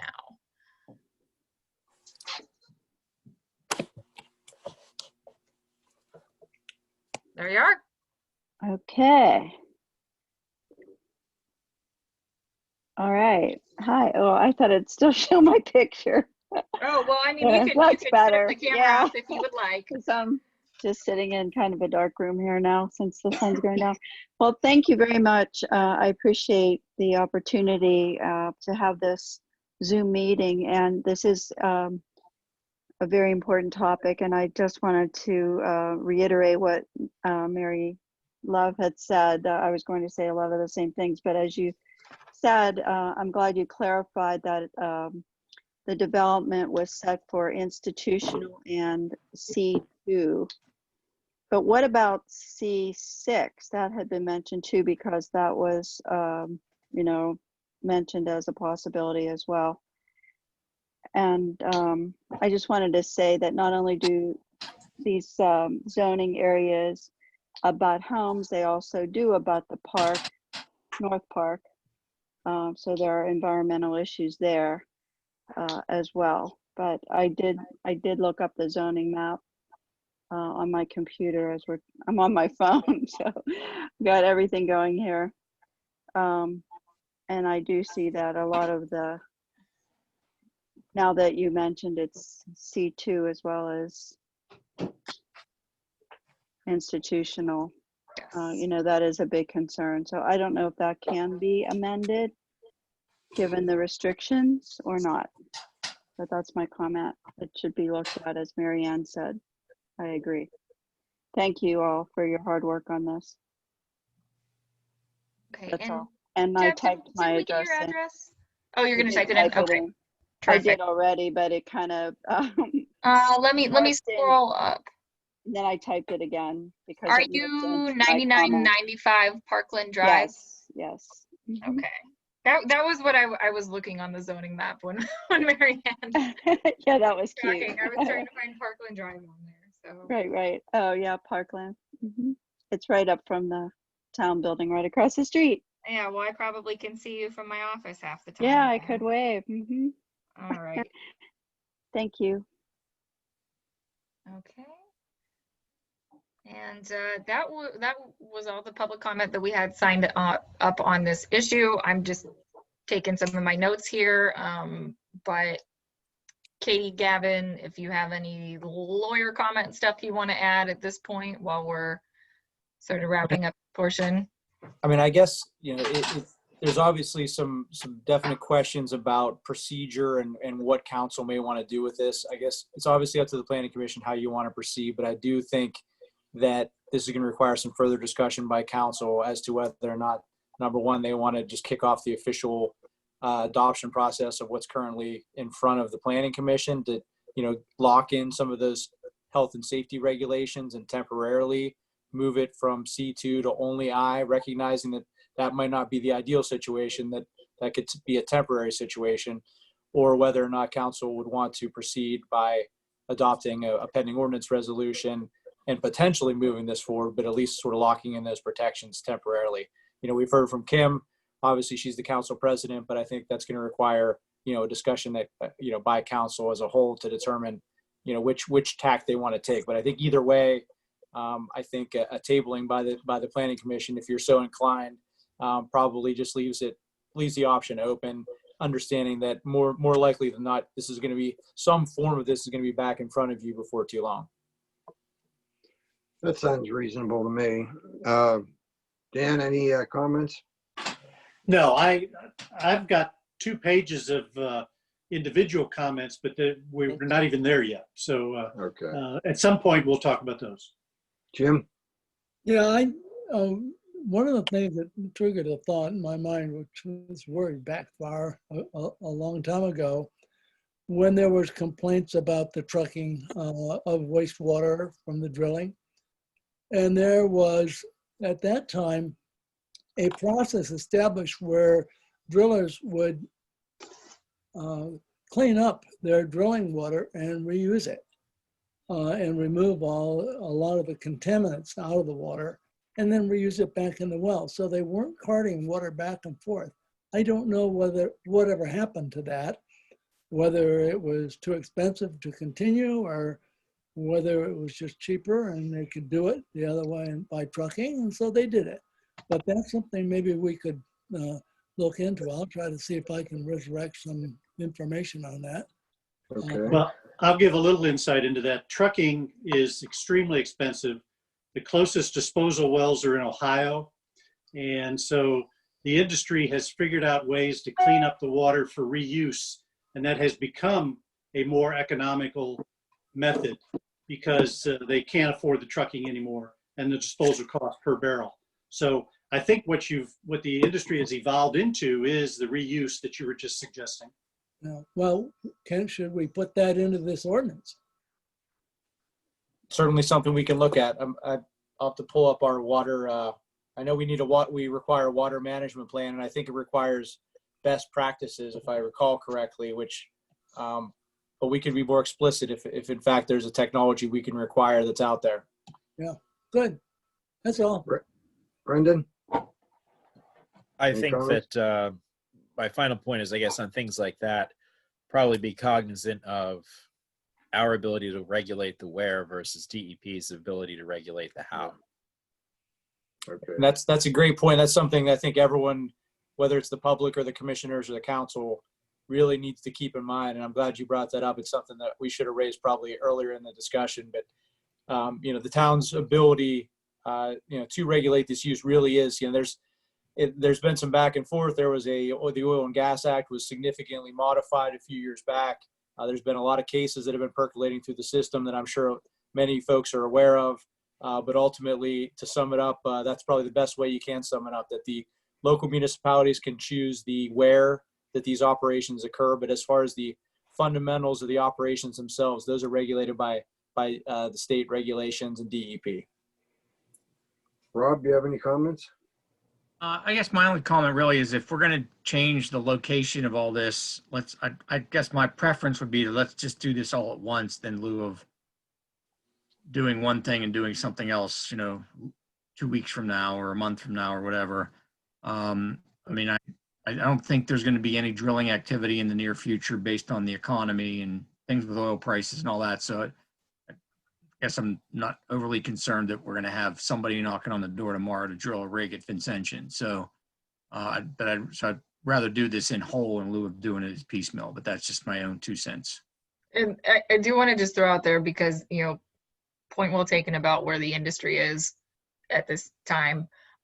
But it is going to take us a lot longer on the administrative side than 2 weeks or a month, just so we're setting Whatever, expectations. Yeah. I just wanted to be super clear and upfront about that one. Katie, do you have any comments? I don't know. I also was thinking the same thing as RJ. Like at this moment in time, it might seem unlikely with the pandemic that this could happen at any minute, but from our administrative chugging along, I think that it would behoove to continue on the path that we're going. So, and I've been taking notes on all of your comments, and we'll be adjusting our ordinance draft accordingly. And Kim, I left you for last, so you could give your comments. I want whatever keeps us protected the most while we figure out exactly what we want this to be. And that's what and I think that's everybody's goal. I don't know exactly, what the best way to do that. And if you want to do it all once, I'm fine with doing it anyway. That is my only goal, is just to protect us as much as we can. And so we have as much control as we can to put it exactly, control what we can. We only have a couple things we can control, but let's make sure we know what we want, and that's what we try to get. All right. That's my. Can we have a motion to table then? Also move. Is there a second? I'll second. All in favor? Aye. Okay, thank you. I guess we have one more ordinance, and that's the household pets and chickens. Oh yeah, we've talked quite a bit about this in the kitchen. More than oil. It's deja vu for you, huh? Yeah. All right. What do I do with the chicken ordinance? There we go. So again, this one was kind of down to the wire because we only had our committee meeting wrap up on Thursday, but Katie's fast with the edits and with the typing, so we already actually have a draft. Thank you, Katie. You're welcome. So if we've got this all pulled up together, I was thinking I was going to have to write a summary memo just in case, but no, she got it out. So that made my life easier. She's a woman. You want to get something done, give it to a woman. There we go. I'll take that. Thanks, So are there comments on this? Or, RJ, just for clarity on my part, this thing is titled to regulate the keeping of household pets and chickens. But there's very little about pets in here. So what am I missing? Yeah, well, so that has to be defined, just because if you take a look at, say, section 1 with the definitions, well, actually it goes straight through to section 1 and section 2, but and 3. Those are both definitions being, I guess, and 3. Those are all definitions that are being added to our zoning code, and so we're having that advertised in the title because this isn't just a chicken ordinance. This does have to do with, certain household pets as an accessory use, as it's being termed here. Okay. I assume we want to go through this. Do you want to lead us through this, Katie, since you wrote it? Certainly. If people have copies handy. So this was a combination of 2 separate ideas that had come to, I think, Planning Commission and Town Council's attention. Discussions over pets, household pets, dogs in particular. There have been a lot of complaints about one particular home that was operating an animal shelter and was disturbing neighbors. And separately from that, there was also interest in residents keeping chickens at their property. I understand there might be some residents that already engage in this hobby, but we did not have any regulations for it. So these two ideas were combined into one, I guess you could call it an omnibus animal ordinance for amendments to the zoning code. So in the first section, section 1, we've defined 3 new terms. The term kennel was already found in your zoning ordinance in the table of uses, specifying that it was a permitted principal use in the C3, but that term was not defined.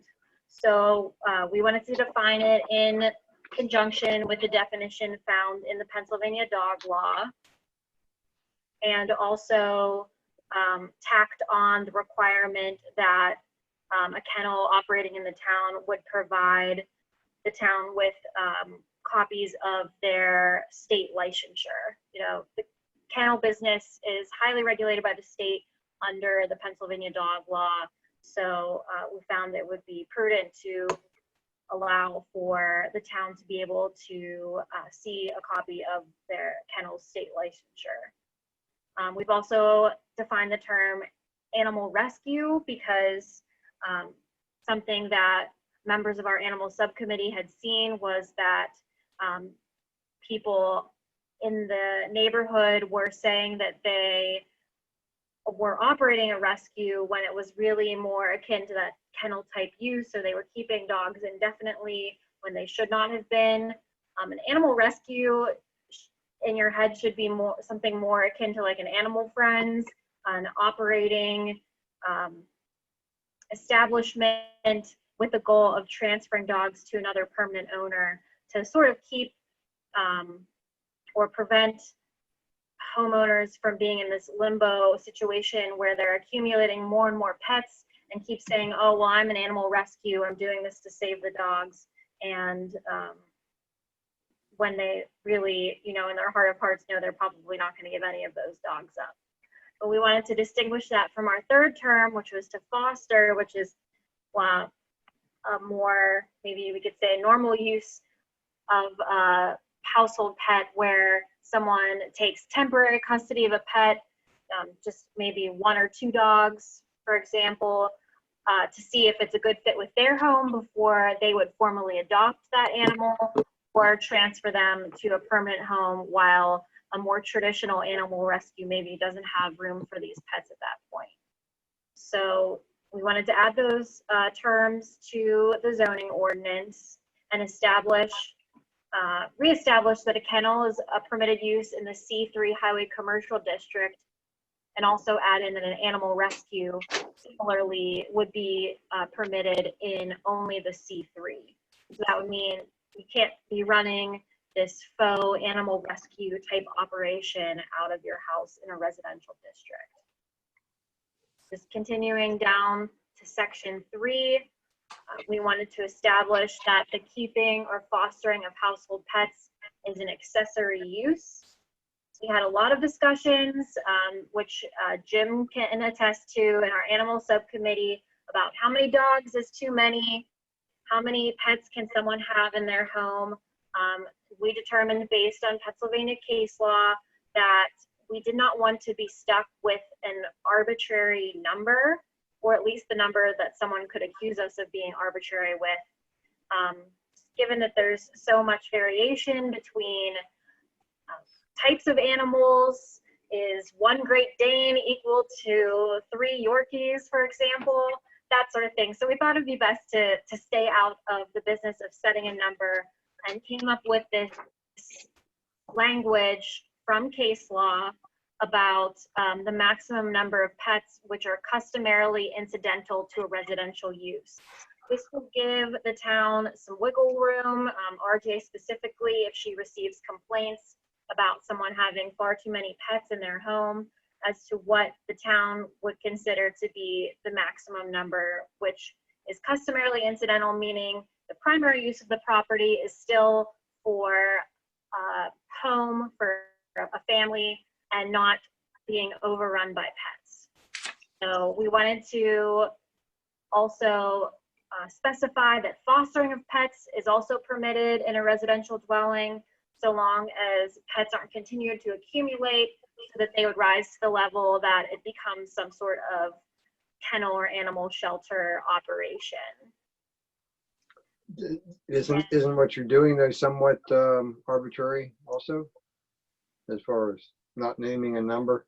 I mean, we've all heard of the cat ladies, you know, who have 25 cats or something in their house. But how do we know when they're customarily excessive? Incidental? Yeah, that would be up to the town's judgment as to when someone may have crossed that line based on the specific circumstances of that person. You know. Yeah, I mean, And I can make some comments on sort of how we arrived at this process, because from what I understand, this discussion was predating even me coming on board, but we continued to have quite a bit of it at the committee meeting. And sort of the alternative for even attempting to set a discrete number here, the data lift that we would have to do for how many dogs are common in a house, and then all these questions about, well, do you include results that are 0 to bring the average down? What if you look at the average of dogs that people in the town have on their properties, and you discover that it's 2? Do we have to call every single person that has a 3rd+ dog and say, pick which Fido you love the most? It's almost like once you do the data dive, you might find something out that inappropriately excludes uses that are pretty normal and functionally appropriate. So this is a little more of a, if you have to pick a cutoff, we can sort of make our best judgment as to whether there are animal health and safety concerns, referring that to the appropriate authorities, rather than anyone who is in my position, 10, 20 years from now, whatever. I hope it's me for a while, but just saying, there's somehow being vague here provides a little more consistency almost than trying to defend why we picked 4 Scoobies but 8 Scotties or something. Am I going to guess that you're not going to do anything until somebody complains about? I am not the dog hunter. I will say that for sure. There's going to be no kicking down the door and yelling dog police. Okay. It's definitely going to be based on in any concerns of the neighborhood environment, if this were to come up. All right. And the only thing I would add too is, and the town does have other regulations on the books covering in the general offenses code that would address impacts of misbehaving animals off a leash, animals doing their business on someone else's property and not being cleaned up, things like that. So there are still additional tools in the toolbox to address problem animals beyond this sort of accessory use zoning aspect. We just wanted to provide an additional layer of protection, given the amounts of turmoil it seemed that this one particular home had caused in the past.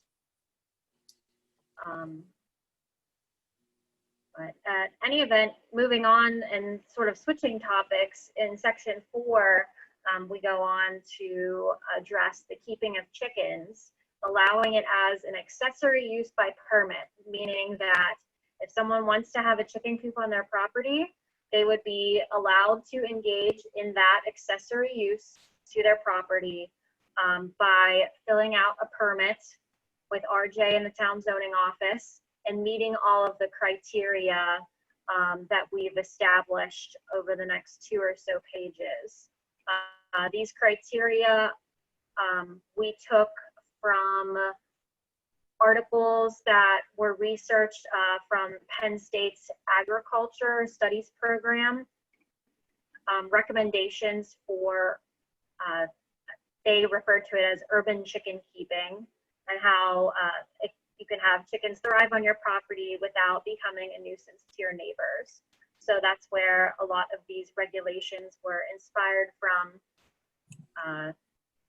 Some of the recommendations as for how large the coop should be or how much space in the coop should be allowed per chicken came from that Penn State recommendation. Can I just ask a quick question? In one section here, you have the raising of chickens. Let me see. You have not less than 100 feet from any street or dwelling and not less than 100 feet from any lot line. That would mean that you are at least an acre of property to have chickens. But you're saying that it can go in R2, which is a half acre zoning. Is that a problem? Well, when you say R2 is a half acre zoning, I mean, is that that's Basically the half acre zoning, 20,000 square feet. That's the minimum lot size in an R2, right? That's the minimum lot size, and that's about what we get, yes. I'm just suggesting that, you know, if there may be properties that in the R2 that are larger than that, then they would also qualify, right? There may be. There certainly are in R1. And then if you keep the manure, you have to have 4 acres.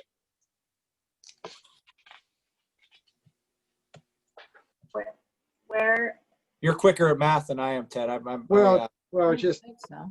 the first one, you say 100 feet from any lot line or street. So you would have to have a 200 by 200 foot lot minimum, which is about an acre.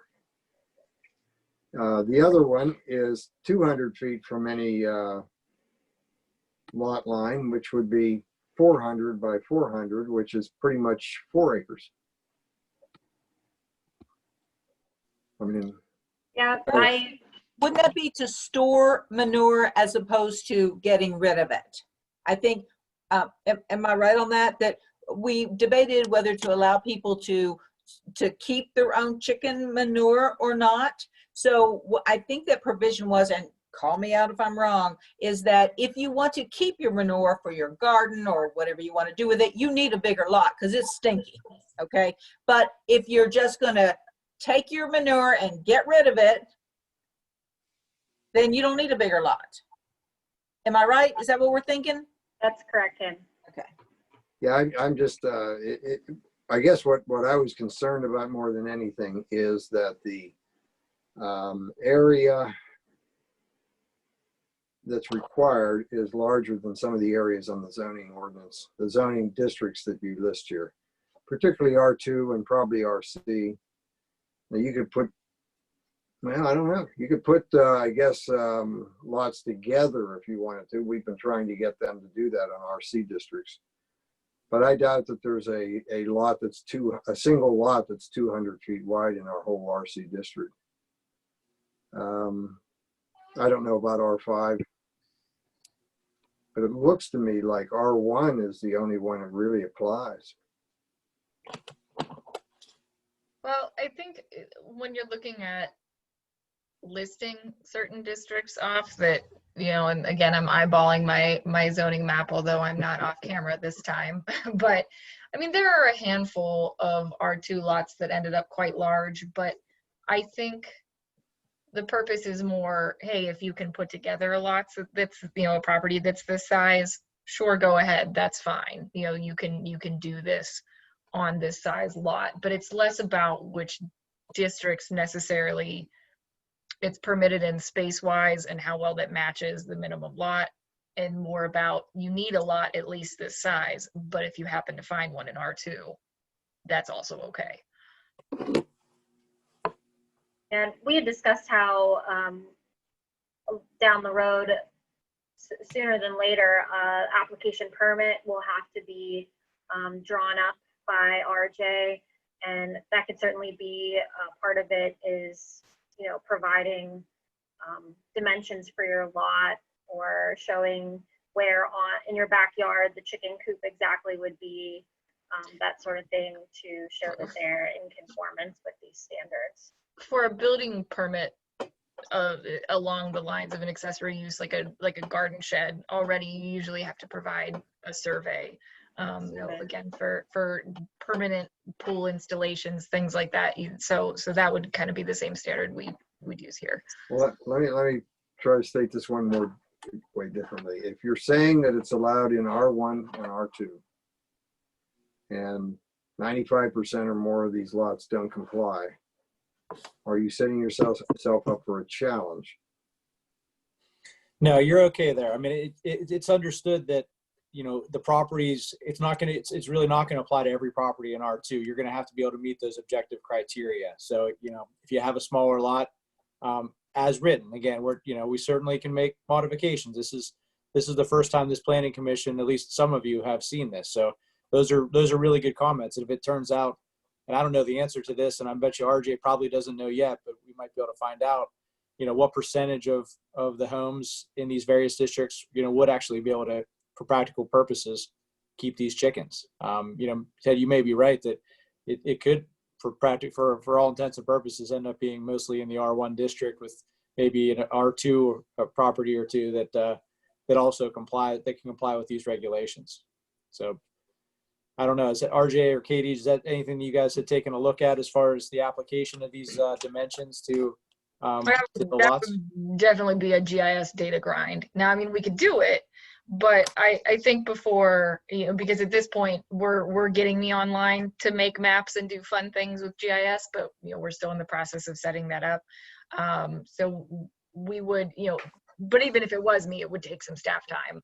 We could interface with Gateway since they do have a GIS specialist that's really great. But you know, I think a good question would be what is sort of the goal of how we would act on this information? Like, is the thinking, well, we want to make it accessible to most of R2, so we would change the proposed text of the ordinance here based on what we found, or is it just we're kind of curious? You know, I don't know which one it is. You guys are gonna have to tell me. But if it's the latter, I don't know if it's necessarily worth spending the money versus putting that burden on the applicant when they think about whether or not they want chickens. Well, you know, it's also, we say that you have to have a certain amount of land if you want to have a horse. Well, a horse is a lot bigger than a chicken, but you also have a certain amount of land that you have to have if you're going to have chickens. And that's based on research that has been done by Penn State and other organizations that espouse homegrown chickens. So I don't think we're out of line by setting up a dimension that is large enough for someone to have chickens. Something to think about is we were not, when we set these setbacks together, the goal was not to exclude people from having chickens. It was to protect the non-chicken lovers who live next to the chicken lovers. So that's the goal. The goal is, my neighbor hates chickens. They don't want to smell them. They don't want to hear them. They don't want to look at them. We're trying to protect them too. So that's what we were trying to come up with. And you know, we can change this however you want, but that's what we're trying to prevent, that problem. People coming in and saying, you know, these chickens, I can't take it anymore. Yeah, and I think this is a sort of, I hate to call any sort of zoning stuff trendy, but chickens are becoming very trendy now. They you know, there's some people that they'll stuff them in there. They'll make them fit with it. And I think that what we're trying to do here is striking a nice balance between acknowledging that, you know, we're a suburban community that's still pretty close to Pittsburgh and very accessible. It's not like we're out in the boonies, you know, but there are still some larger lots that this would be a reasonable and non-offensive or non-disruptive use to the neighbors. Like, just thinking about the land development application we had at the top, you know, just one of those parcels was involving 17 acres or something like that. And nobody's going to know those chickens exist, you know, on one of those lots. So, and I mean, I am just looking at the map here, and you're right. There are many, many more R2 lots that are smaller and probably closer to just, you know, what would be a half acre than not. But there are a few that it could work out on. And, you know, I wouldn't necessarily say pull it from R2 or anything and exclude those when you might be able to give them the chance if they happen to be the chicken lovers. Now, I did just Google raising and keeping of chickens, and this is by the people who do that, I guess, and they say 75 feet. So there is a little wiggle room there if we decided that 100 is too much. I think we got to stand solid on the manure thing, though. I feel like you need to have some land if you're going to keep the manure. But this is just another reference. You know, you can find a reference for anything, but this one says 75 feet. So if we decided we wanted to come down a little bit on that, we could, but or we could adopt this, see how it goes, and maybe change some of it and say, oh, it's going okay. We can loosen up a little bit, but we don't want this to fail. We don't want this to be a disaster because the chicken lovers don't get along with the non-chicken lovers. Yeah, the ideal outcome is not people being very mad that they can smell and hear Right, the chickens. right. So with time, if this works, you know, we could shorten those distances. You know? True. Could always do an amendment.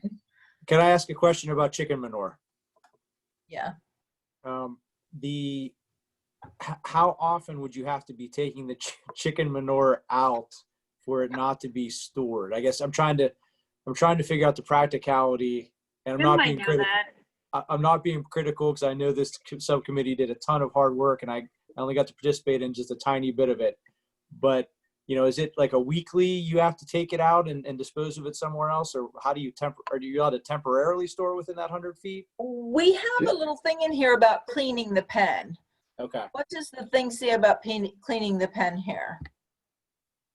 Katie, do you remember? I'm looking. Yeah, because that's where it would be. When you clean out the pen, it goes. You don't take it from the pen and put it someplace else. Am I? Chime in, Katie. Do you know much about this, Jim? No, I just think, you know, that you're right. If you're going to keep it on premises, you've got to have a way to handle it and take care of it because it gets pretty acrid pretty quick. We had chickens when I was a kid, and my job was to take it out and bury it in the garden. And twice a week we cleaned out the chicken coop. And that cannot be going into the watershed. It cannot be going into our stormwater. I mean, that's why you need a lot of property. It can't be running off your property and going anywhere. That's big DEP problems. I'm not sure on the subject of cleaning that we set a timeline, which I think is probably okay, but you may be thinking of what's now amended to number 10 in those standards. They shall be kept in good repair and must be capable of being maintained in a clean and sanitary condition. So when it's removed from the pen, it needs to go.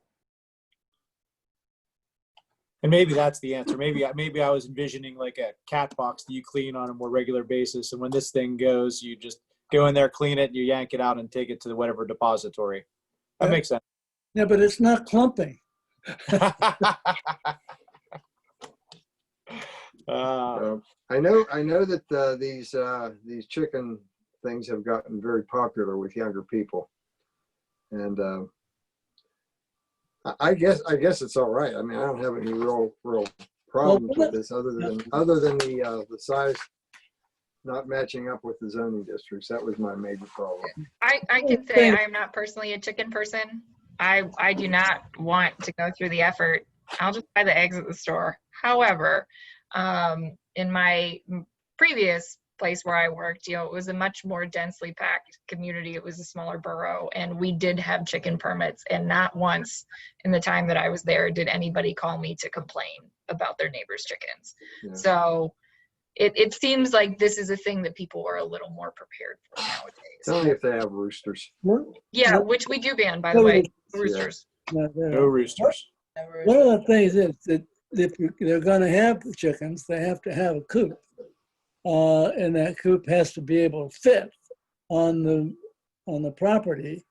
And it has to be maintained, and it has to be so big for X number of chickens. You have to have that coop that will hold those chickens. So there's some things there that are going to limit where you're going to be able to put that. There's a run too, Jim. They got to have a chicken run. Well, that's true. I mean, not even just the coop. They got to have a whole run. It's got to be fenced. Yeah, yeah, and that's all in there. I mean, it's I think it's spelled out pretty nicely. I would just make the comment though that if you had chickens and you had a coop and a run, you probably wouldn't want them in the center of your yard. Not where the kids play. Well, they can't Yeah. go on the property line. That's not going to happen. Can't go on the property line. So I think we pretty well eliminated chickens in our town.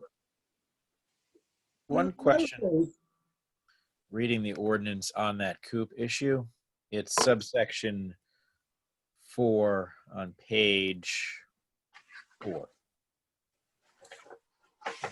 The coop shall be solid, vermin and predator proof and shall provide at least 2 square feet per pound of body weight of area per chicken.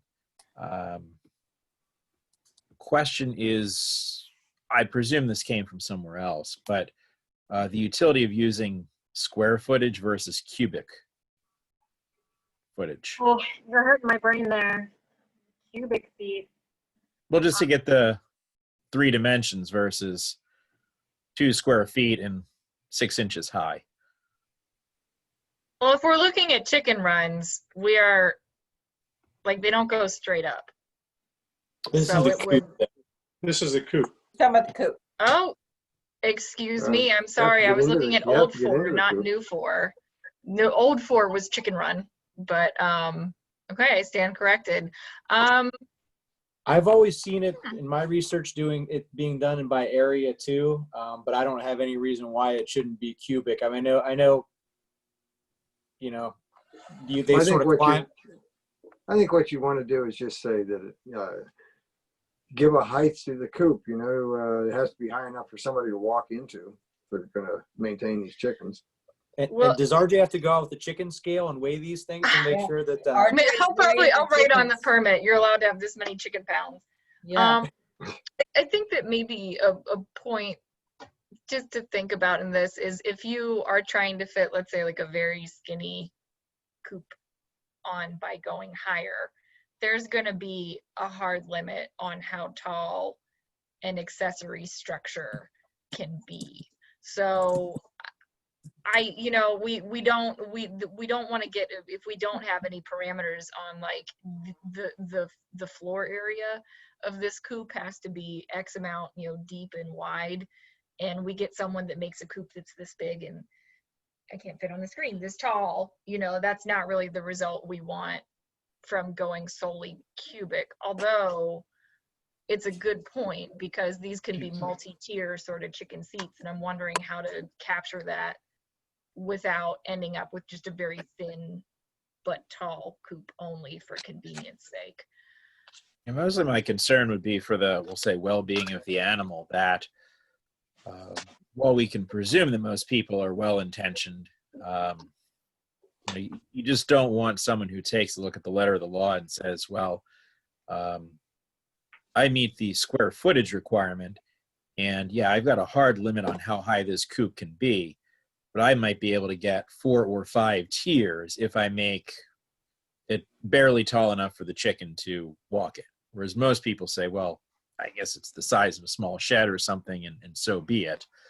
My concern is just that there's something in the ordinance that say would be for the benefit of the health of the animal to prevent overcrowding or whatever the case may be, that reflects it at least has to be some height.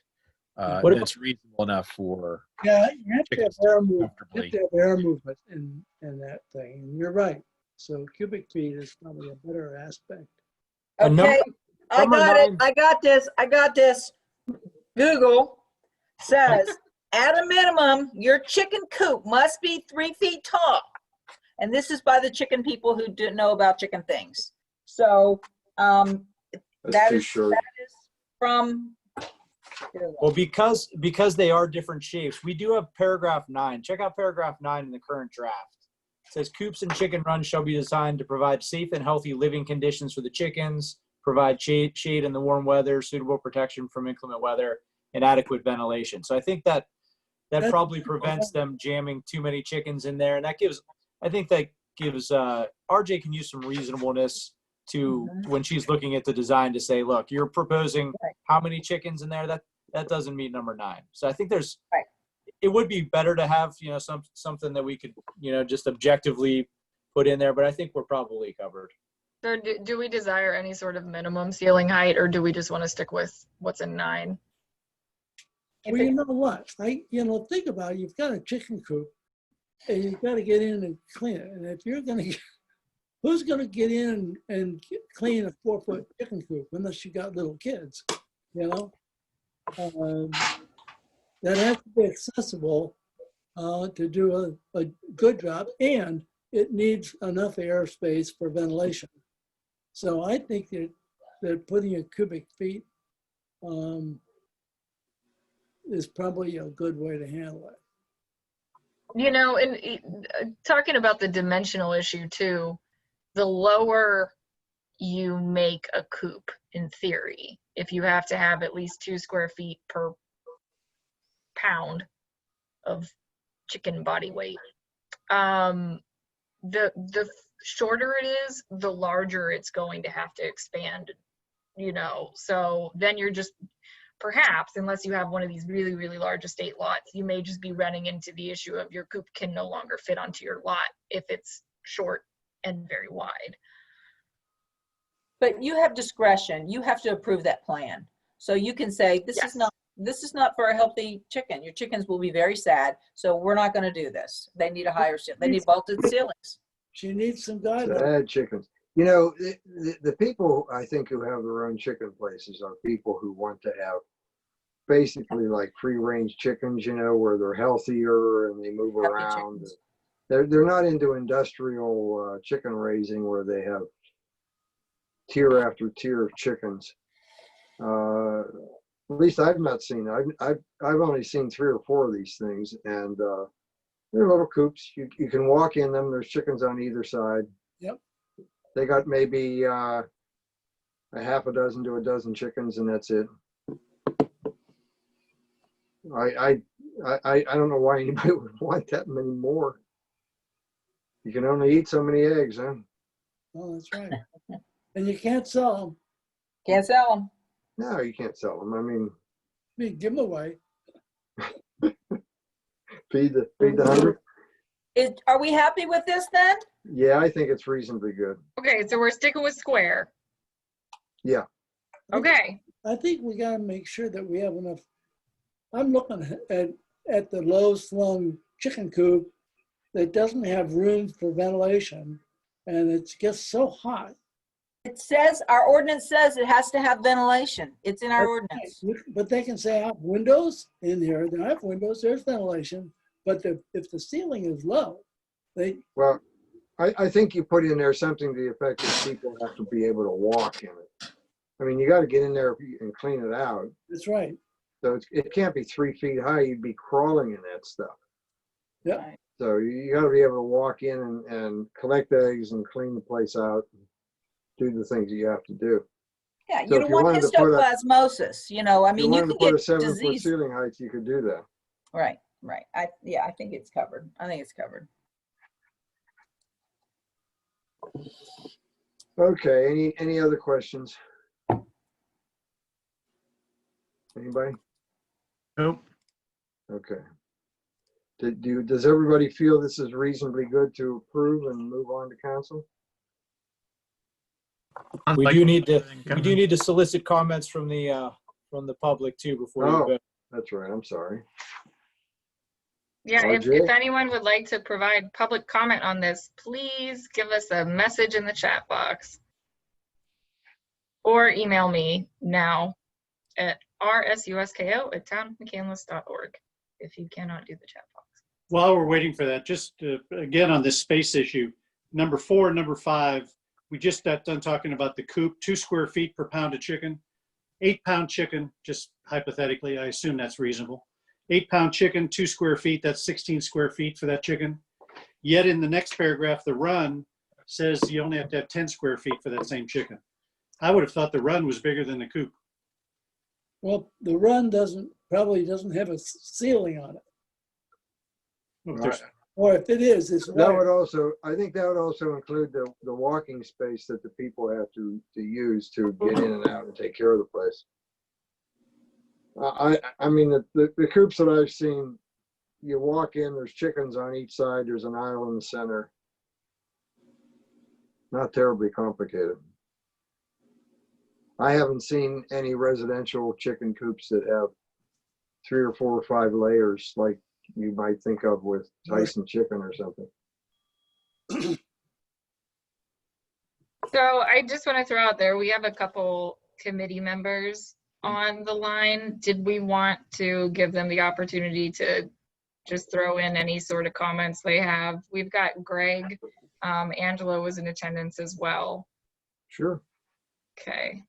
I'm just gonna send you guys microphone requests.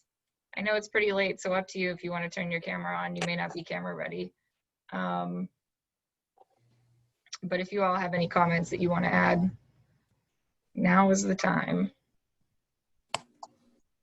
Well, I was for limits on, I'll attack the dog ordinance first. I was for limits on still am for putting limits on dogs.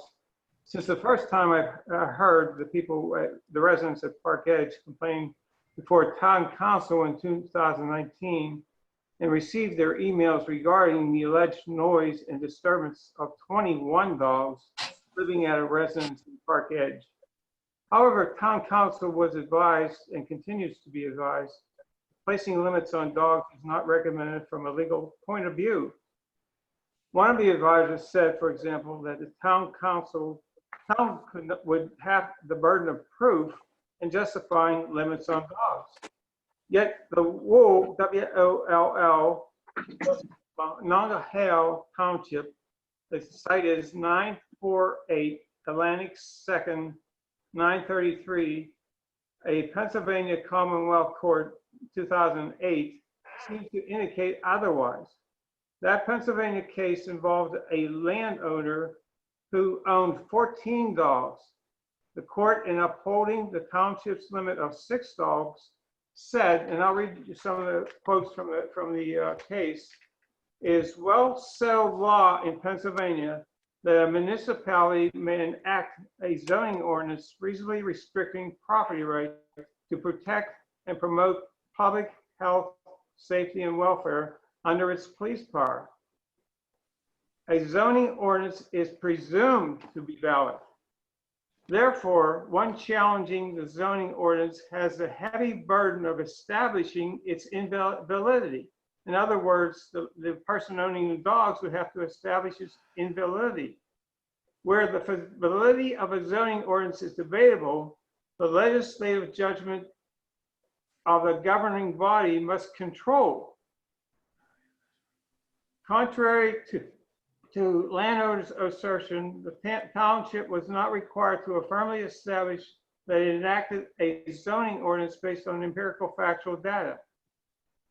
Landowners, rather the landowners, which were the owners of the dogs, the parties challenging the ordinance had the burden to demonstrate that there was no rational relationship between the ordinance and the health, safety, and goal of the community. So the landowner, the person that owned the dog, had that burden of proof. No witness testified on behalf of the landowner, and no evidence was presented by the landowner to shoulder the burden of showing that regulating the number of dogs per household was unrelated to controlling the problems of dog noise as they affect health and general welfare of the community. The credible evidence actually established the opposite. That is, there is a rational relationship between the objectives and to avoid a nuisance. Testimony established from the noise of 14 dogs disrupted the neighbor's right to a peaceful existence. Because the landowners failed to meet their burden of showing that limiting the number of dogs per household in a residential neighborhood is not substantially related to controlling the problem of dog noise and to health and general welfare of the community as affected, the ordinance must be upheld. Here, the township enacted an ordinance with a stated purpose to promote, protect, and facilitate public health, safety, morals, general welfare, coordinated, and practical community development. Also, this court is not persuaded by landowner's emphasis on the zoning officer's inability to state exactly why the township chose to limit the number of 6 dogs as opposed to 5 or 7 or some other number. First, the landowner did not have 5 or 7 dogs, they had 14. And they did not present any evidence that their constant unrelenting disturbance caused by the dogs were not related to the fact that there were twice the number of dogs as authorized by the ordinance. In fact, to argue the noise level would not increase in relationship to the increase in the number of dogs goes against common sense. Moreover, as one court pointed out, numbers chosen as legal limitations are often arbitrary. For example, speed limits, building ordinances, statute of limitations, etc. The necessity of selecting some number does not automatically render an ordinance invalid. It is the lack of a rational relationship between an ordinance and their well-being that causes the ordinance to be struck down. In light of that case, quality of life of these people in Park Edge has really deteriorated, and I would strongly urge that there be limits on dogs.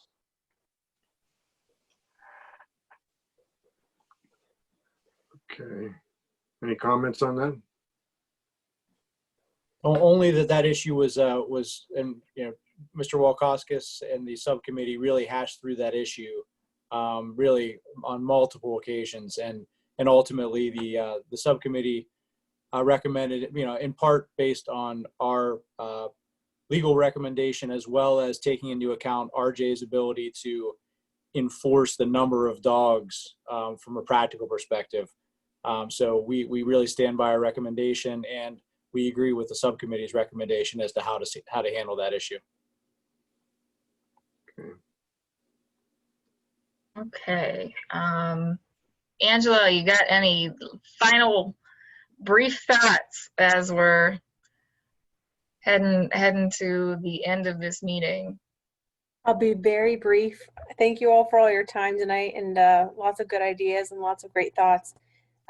One thing that came up in my mind following that last subcommittee meeting was that perhaps some of you are familiar with things like Rover, where homeowners keep a dog for their neighbors maybe for a short amount of time, and they're not a licensed kennel. It's just sort of like an Uber situation for pets. I want to make sure it's a nice kind of side business for our residents to be able to do something like that. And I want to make sure that we're not prohibiting people from being able to continue that sort of use for their property with this. I don't think that we would. Yeah, that is a cool service, Angela, I've heard of before. Because, I imagine that they would be agreeing to watch over these pets for a few days, like within reason, before we would even receive any sort of complaint about it that would trigger this whole zoning enforcement process. Yeah, although Angela, it probably is a technical violation, right? I mean, if we look at the definition of kennel, I mean, whether or not there would be a report, especially if it's just a limited number of dogs, it's not bothering anybody. So for practical purposes, would anybody really know? Not necessarily. But to your point about what the definition of kennel is, if it's, keeping a dog for a week or any unspecified time where the general public can do it, I mean, I guess technically that would be a kennel unless I'm reading that wrong. Well, I guess the 26 dogs is where I get concerned, because over the course of a year, I think someone like that who had a decent business going could easily get to that number. And maybe it's just outside of what we need to be policing. Maybe it's a state rule, and that's, you know, unless we actually had some sort of nuisance issue with that, it wouldn't even come to our attention. And maybe that's a better way to look at it, is under the general offenses code, if these dogs are not bothering anybody, they're well taken care of, and it's on a limited basis. It's, you know, it's probably not something that the town would get involved in trying to regulate it, because it does seem like it would be difficult to carve. You know, we've been sort of carving this thing out to try to make sure we're not being overly, overly inclusive in some of these definitions, and trying to provide for kind of reasonable keeping of pets, which, you know, I think whether someone's foster, you know, has two of their own and they're rovering, is that what you call it? Rovering, one more or two more, you know, probably not a huge deal, probably no complaints, no big deal. But, you know, it's a good point. I was not aware of the Uber for Dogs thing. Did you have any discussion about breeders? People who breed dogs, you know, golden retrievers, labs, anything, and sell them, and where that fits in this ordinance? We got puppies. You can keep puppies. Isn't the puppies in here? I think we end up going into, when we declined to count the dogs, we did not count the puppies either. Oh, okay, we lost that. Okay, sorry. I have an issue there. Would that not fall under the home business statute there, or ordinance, that somebody is using their home as a business venture in a residential area? If it's I'd see somebody keeping their neighbor's dog for a few days, but if they're getting paid and they've got 5 dogs in their household that don't belong to them, and they're being paid to take care of them, would that not be a home business? My recollection is the home businesses are and I'll have to look at that, but I had thought they were more like the kind of a home accountant or someone being, you know, running sort of an office out of their home, rather than that sort of. It has to not generate traffic. So if you have people driving to and from and dropping their dogs off for a period of time, if someone were to call me and very explicitly describe that process and the details and the fact that they would have clients essentially visiting, I would have to tell them, based on our home no impact business code, that they can't register as a home business that way. Makes sense. I have not had anyone call me and ask if they can rover at home, though. That is not one that has happened yet. Well, what about breeders? I mean, most of them have outdoor, I don't know what you call them. They're usually a little kennel per dog or per little family, and they have a run. And then when it gets really cold, they bring them in somewhere. But it is, you know, it's keeping of dogs, and they could have 10 or 12 dogs. Their volume would go up and down as they sell the puppies, of course. I think we'd be relying upon the customarily incidental, even though there is sort of a commercial aspect to that if they're selling the puppies. I don't know. Did the subcommittee kick around the breeders issue at all? Maybe anecdotally in early meetings, but for my looking into the Pennsylvania dog law, breeders have their own set of regulations at the state level that they have to grapple with, which would be possibly enough to regulate that use. Okay, I'm just curious. The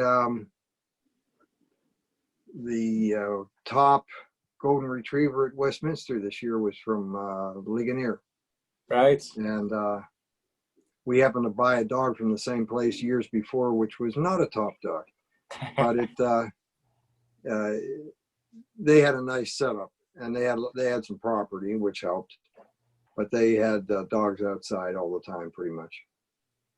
Just a procedural note, I'm going to switch us back to just the commission for now, but thanks to both of you for your popping in.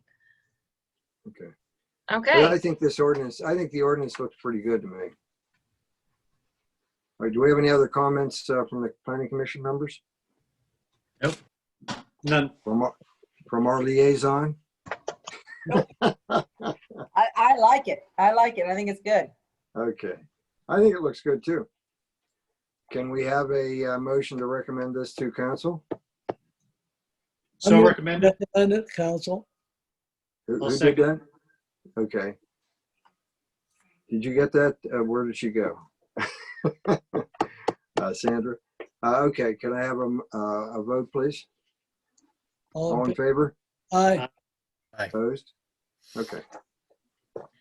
And I guess the only thing we have left to do is to approve the minutes from the May 5th meeting. Did I put that on saw the this. agenda? I'm sorry if I took it off. I can't remember if that ended up on It's there. on the agenda here. It was a late Friday for me. Do we have a motion to approve the minutes? I so move. Is there a second? I'll second. All in favor? Second. Aye. Okay. And then a motion to adjourn. Move to adjourn. I would think that would be a quick motion tonight. We're at, what are we, at 10:20? You don't need to- Okay, is you there a don't- second? I'll second. Okay, all in favor? Aye. Okay, thank you. All I guess right. I guess we're done for now, right? Yeah, you made it to the other side. Way Is to go. everybody at home? Huh?